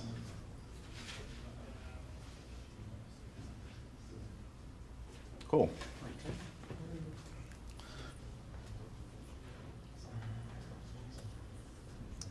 Hi everyone, I am Juhasz. I am the lead graphics engineer at Kishonti, and I am here to present you our upcoming graphics benchmarking solution, GFX Bench 5. So what is Kishonti? Kishonti is a group of experts developing graphics, compute, and automotive benchmarking solutions for more than a decade now. GFX Bench 5 is our upcoming graphics benchmark primarily targeting the new low-level APIs like Vulkan. The scene takes place in an Aztec setting where a treasure hunter girl fights with a stone golem. To be able to fully exploit the new features of the APIs, we decided to redesign our graphics engine. Meanwhile, we also wanted to keep supporting the previous generation of APIs like OpenGL and DirectX 11. for this, we developed an abstract rendering layer that gives us a common interface for the different APIs.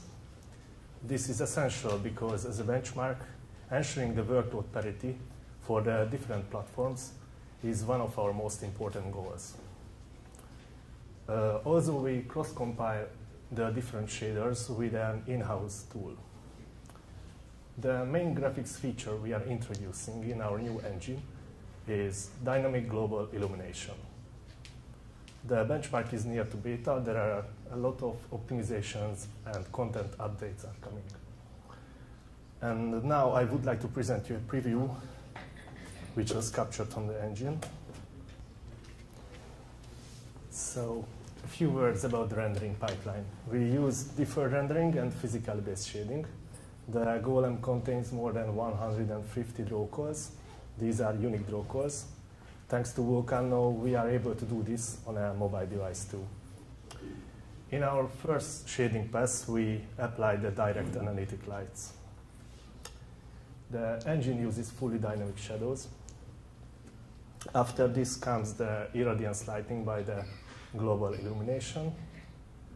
And finally, we apply the post-process effects like bloom, depth of field, color correction, and sharpening. Now, a few words about the global illumination.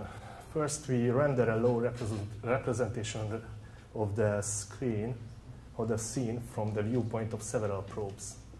We generate spherical harmonics for the rendered images. These rendered images later added with the spherical harmonics as irradiance lighting to the screen with differed lights. So the deferred shading and the GI solution perfectly fits into the subpass concept of Vulkan. This technique can be quite efficient on type-based architectures. So how do we use subpasses? In the first subpass, we render the meshes to the G buffers. In the second subpass, the second subpass reads the G buffers and renders the lights to an HDR render target. In this subpass, we render the direct lights, the irradiance lights, and the sky too. Finally, we apply the post-process effects. We also take the advantage of Vulkan's multi-threaded command buffer recording. We introduce the term of render jobs. Basically, a render job is a series of draw commands related to a frame buffer with the corresponding render states. In design time, we specify the dependency between the render jobs. So this field gives us a dependency graph. Every render job is assigned in Vulkan to a unique command buffer. With this approach, we are able to record the command buffers parallel by worker threads. So the main thread uses the dependency graph and scheduling the worker threads. The completed buffers are submitted as soon as possible, keeping the GPU busy. There are still some features we would like to add before reaching the final version. We would like to see, for example, animated vegetation with skinning and with vertex printed dampening. It would be nice to have some atmospheric effects with animated fog cards and light shafts. Currently, the indirect specular comes from an image-based solution. We plan to upgrade this so the global illumination would provide us the indirect specular too. The VR version of the benchmark is also in progress based on the current content and the engine. If you would like to try out, please find us in the demo area. Also, you can see the benchmark running live with Vulkan on an Android device. And thank you for your attention.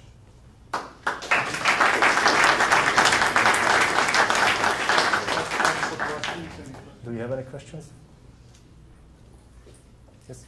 You talked about the backend supporting DX12 in addition to Vulkan and Metal. Do you have any comments about comparison between the three? Currently, we are focusing on a Vulkan port, but later we will do the DirectX 12 too. But we are expecting this final version to be released on summer. We are hoping that this version will contains the DirectX 12 too. But basically, this render layer we developed, there are a lot of same things between Vulkan and DirectX 12. So we can use a lot of many things together. For example, the memory management or the resource binding. Questions? Thank you. Okay, thank you.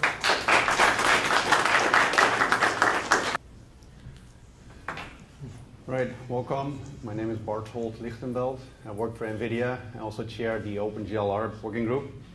I'm the last speaker that stands between you and beer and food. It's a very enviable position. So I will make this A, interesting, and B, even more importantly, quick. Okay?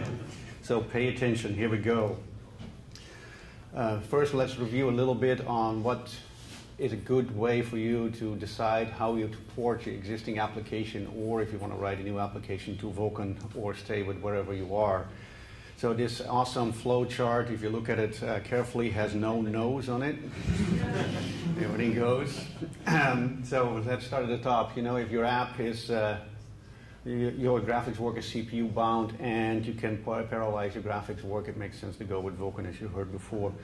And the second one in the middle, if your graphics platform is fixed or you have only a few graphics platforms you really care about, you have more time to optimize, and trust me, you need that time to optimize, so you can be Vulkan friendly. Also, Vulkan is an explicit API. If you hate seeing hitches in your game or your application, which most of you guys do, and those driver varieties included, and you have enough expertise to manage all your graphics resources carefully, then Vulkan is probably a good choice for you as well. But there's also maybe some scenarios where it might not make much sense to go to Vulkan, and you might want to stay with OpenGL or ES. So one, if you have to run on pre-Vulkan platforms, that might make a lot of sense. Number two, if your application, this is one that's important to internalize. If you're already GPU bound, it might not make much sense to go to Vulkan, because you might not get much out of the multi-threaded command buffer generation, etc., the things that Vulkan offers you. Your app will not go any faster, so stay where you're at. Similarly, if your app is heavily CPU bound and you're doing work that is not graphics related, maybe a bunch of animation or physics calculations, you might not benefit much either. 4, if your app is single threaded and you just have no appetite to change it, stay where you are. And 5, maybe if you're more of the lazy kind and you have an engine, stay with your engine, and maybe your engine will update to Vulkan, and life will be good. Okay. This is a little bit of an eye chart, this table. I'll try to go over this fairly quickly. I just try to compare Vulkan to two different ways of rendering with OpenGL or OpenGL ES. Naive GL in this case means you're not using many advanced functionalities like multi-draw indirect or instancing. You stick with plain old core OpenGL, and then ASDO, approaching zero driver overhead. Things that OpenGL and ES have been adding over the years, like multi-draw indirect, flush buffer range, map buffer range, etc. More advanced techniques to get faster in OpenGL. So we have three columns here. Okay, deterministic state validation and pre-compilation. As you all heard, Vulkan is really good at that. Neither of the other two can do that really. Improve single thread performance, yes, and Vulkan for sure. With ASDO, if you use things like multi-draw indirect, you'll get there as well. Multi-threaded work creation, really strong for Vulkan, of course. On ASDO partial, you could do enough tricks to create maybe a content in a buffer object across many different threads, but in the end you still have to execute all rendering threads on the same thread, because OpenGL binds per thread. So that's why I call it partial. Multi-threaded work submission, yes, on Vulkan it's really easy to do so, and you're encouraged to do so. Pretty hard to do on OpenGL, or not possible. GPU-based work creation, things like multi-draw indirect, again, can do that.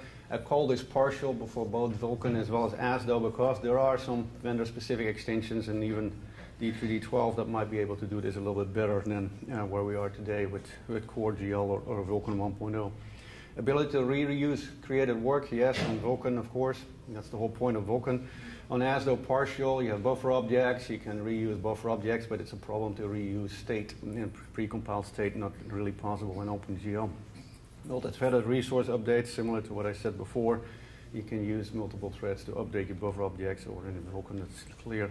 And then there's a difference, I think, between learning curve and effort. So the learning curve, if you already know OpenGL, is very low. If you're first time looking at ASDO, that might become a little bit surprised what you have to do to create ASDO-capable code. and then on Vulkan it's pretty significant. And then similarly for effort, porting your existing code to Vulkan might take a while. Okay, that's what this table is about. Next, I'm going to show you a demo in a few minutes. I think it's a pretty cool demo. It's a fish demo that NVIDIA developed internally. It runs on Vulkan and OpenGL 3.1, so we can do interesting comparisons. We have a bunch of fish. Fish swim around in schools. Each school of fish has about 100 fish or so, and I can show you many, many fish on the screen. I'll show you that in a second. The interesting thing is that we use worker threads to create command buffers. Those command buffers are then executed into a primary command buffer in the main thread and rendered as such, in Vulkan mode at least. In OpenGL mode, we still use the command buffers, the worker threads. The worker threads are just used to compute animations. All actual rendering is still done on the main thread. That's what you have to do in OpenGL. We have a bunch of statistics coming out of it. The important statistic, and I'll show you a few charts in a moment, is draw calls per second. Show you how many draw calls you can issue and still create reasonable frame rates in OpenGL and Vulkan. Okay, this runs on Android and Windows, and once we have cleaned up the code, we'll make it available, including the source code on our website. All right, here's some statistics. So we have 200,000 fishies swimming around, and again, I'll show you this in a moment, and one draw call renders 100 fish. Okay, then we're looking at, on the vertical axis, draw calls per second, and on the horizontal axis, 3 different graphics engines. We have the high-end GeForce GTX 980 desktop machine, and then we have 2 Android devices, 2 SoCs, 2 generations of SoC, the Shield Android TV with the Tegra X1 in it, and the Shield tablet K1, which I have over here. So I'll demo in a moment with the K1 SoC in it.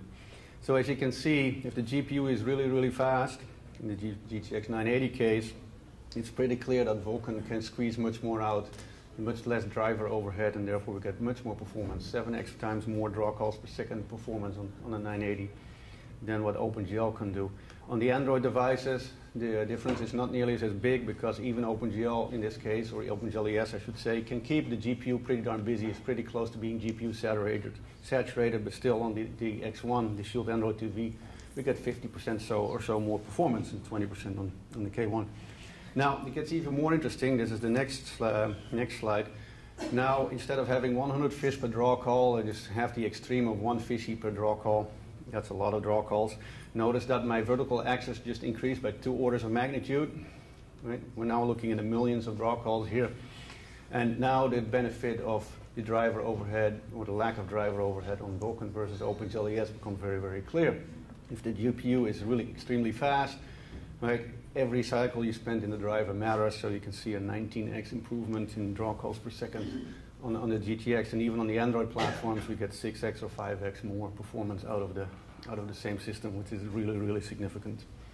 Okay, you guys might not believe me, so I'm going to show you. Okay, here's my fishies. Right, I zoom out a little bit. You can see that they swim around in schools. Fishies are animated. Fishies try to avoid themselves, so there's an avoiding collision algorithm in here too. Each school is 100 fish. They are deformed and textured per fish, or textured per school, but deformed per fish, I believe. Okay, next thing I want to show you. Hang on 1 second. Ignore this for a moment. Let me do this. Okay. Here's some statistics on the top right. This is the Vulkan renderer. Frame rate is 60 FPS all the way in the yellow, 60.0, 59.9, okay? The important statistics in yellow, there's the draw calls per second I want you guys to look at. Then also you can see for the 4 worker threads, this number in milliseconds that changes very rapidly how much time the CPU spends on each thread, creating command buffers and generating the animation. Now it turns out generating the animation is the bulk of the CPU time, not actually creating command buffers.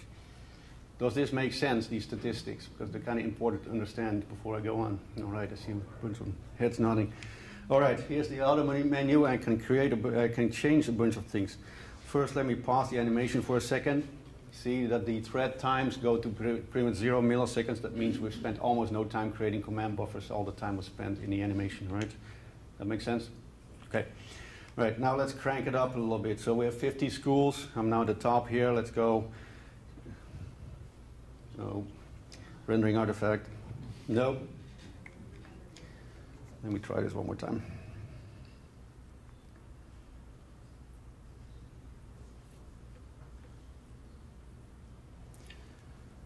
Restart this.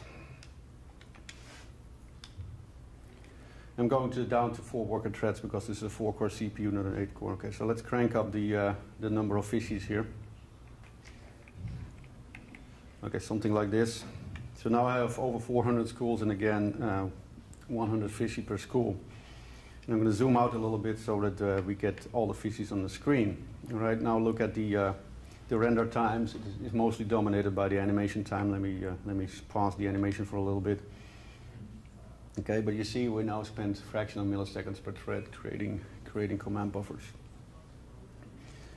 Okay. And we still have a reasonable frame rate of about 20 plus frames per second on this device. Now the really interesting thing that I can do is look at the batch size. The batch size is 100, that means 100 fish per draw call. I can start moving this down all the way to 1 fish per draw call. Okay, here we are. And now look at the number of draw calls per second. So we're over 1 million draw calls per second, and we haven't actually touched the frame rate at all. We're still on a constant frame rate. This is about the limit of this particular device. Now let me pause the animation again. We can now see that we have about 2 to 3 milliseconds per worker thread creating this work, right? If I was actually going to do this in a single threaded rendering, I can show you what the scaling is. So if I have 4 threads at 2 to 3 milliseconds per thread, if I do this on a single thread to create command buffers, perfect scaling will mean I wind up at between 12 or 14 milliseconds or so for a single thread, right? So here we go. Let's look at the CPU thread 0 time. Take a little bit for it to stabilize. It should wind up somewhere at 4 times where I was. 4 times 2, well, this is even better than perfect scaling. All right, back to threaded rendering. Okay, and then the last trick I'm going to show you guys once it stabilizes to about 1 million draw calls per second or so. Now we're going to go to OpenGLES. Ready? Here we go. So now we're rendering in OpenGLES 3.1, and this takes a few seconds for it to stabilize and get its frame rate, but it's already pretty clear at the chunky mode there that we're only looking at a few frames per second. Right, we're looking at a factor 10 slower, 2.5 frames per second, 100,000 draw calls per second. Let me see if I can turn the animation back on from you guys. Okay, animation is now back on.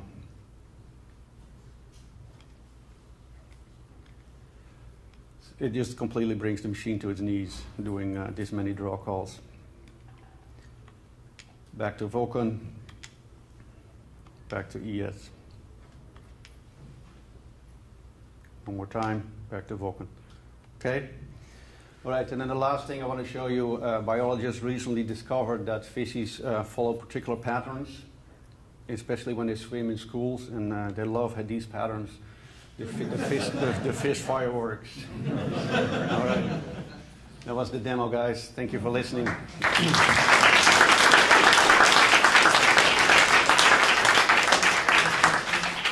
Yeah, any questions?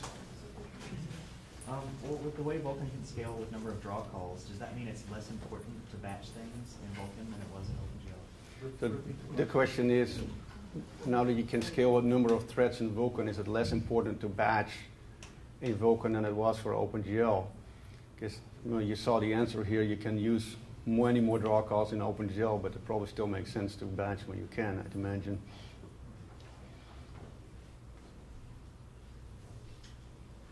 Any more questions? Yep. Were there performance cliffs in the Vulkan renderer, or was it a pretty straightforward port or implementation? So the question was, were there performance cliffs in writing this code? In what sense? I mean, we wrote this from scratch, and we first started with the Vulkan renderer actually, and then later on added the OpenGL renderer to it. So we did it the opposite way.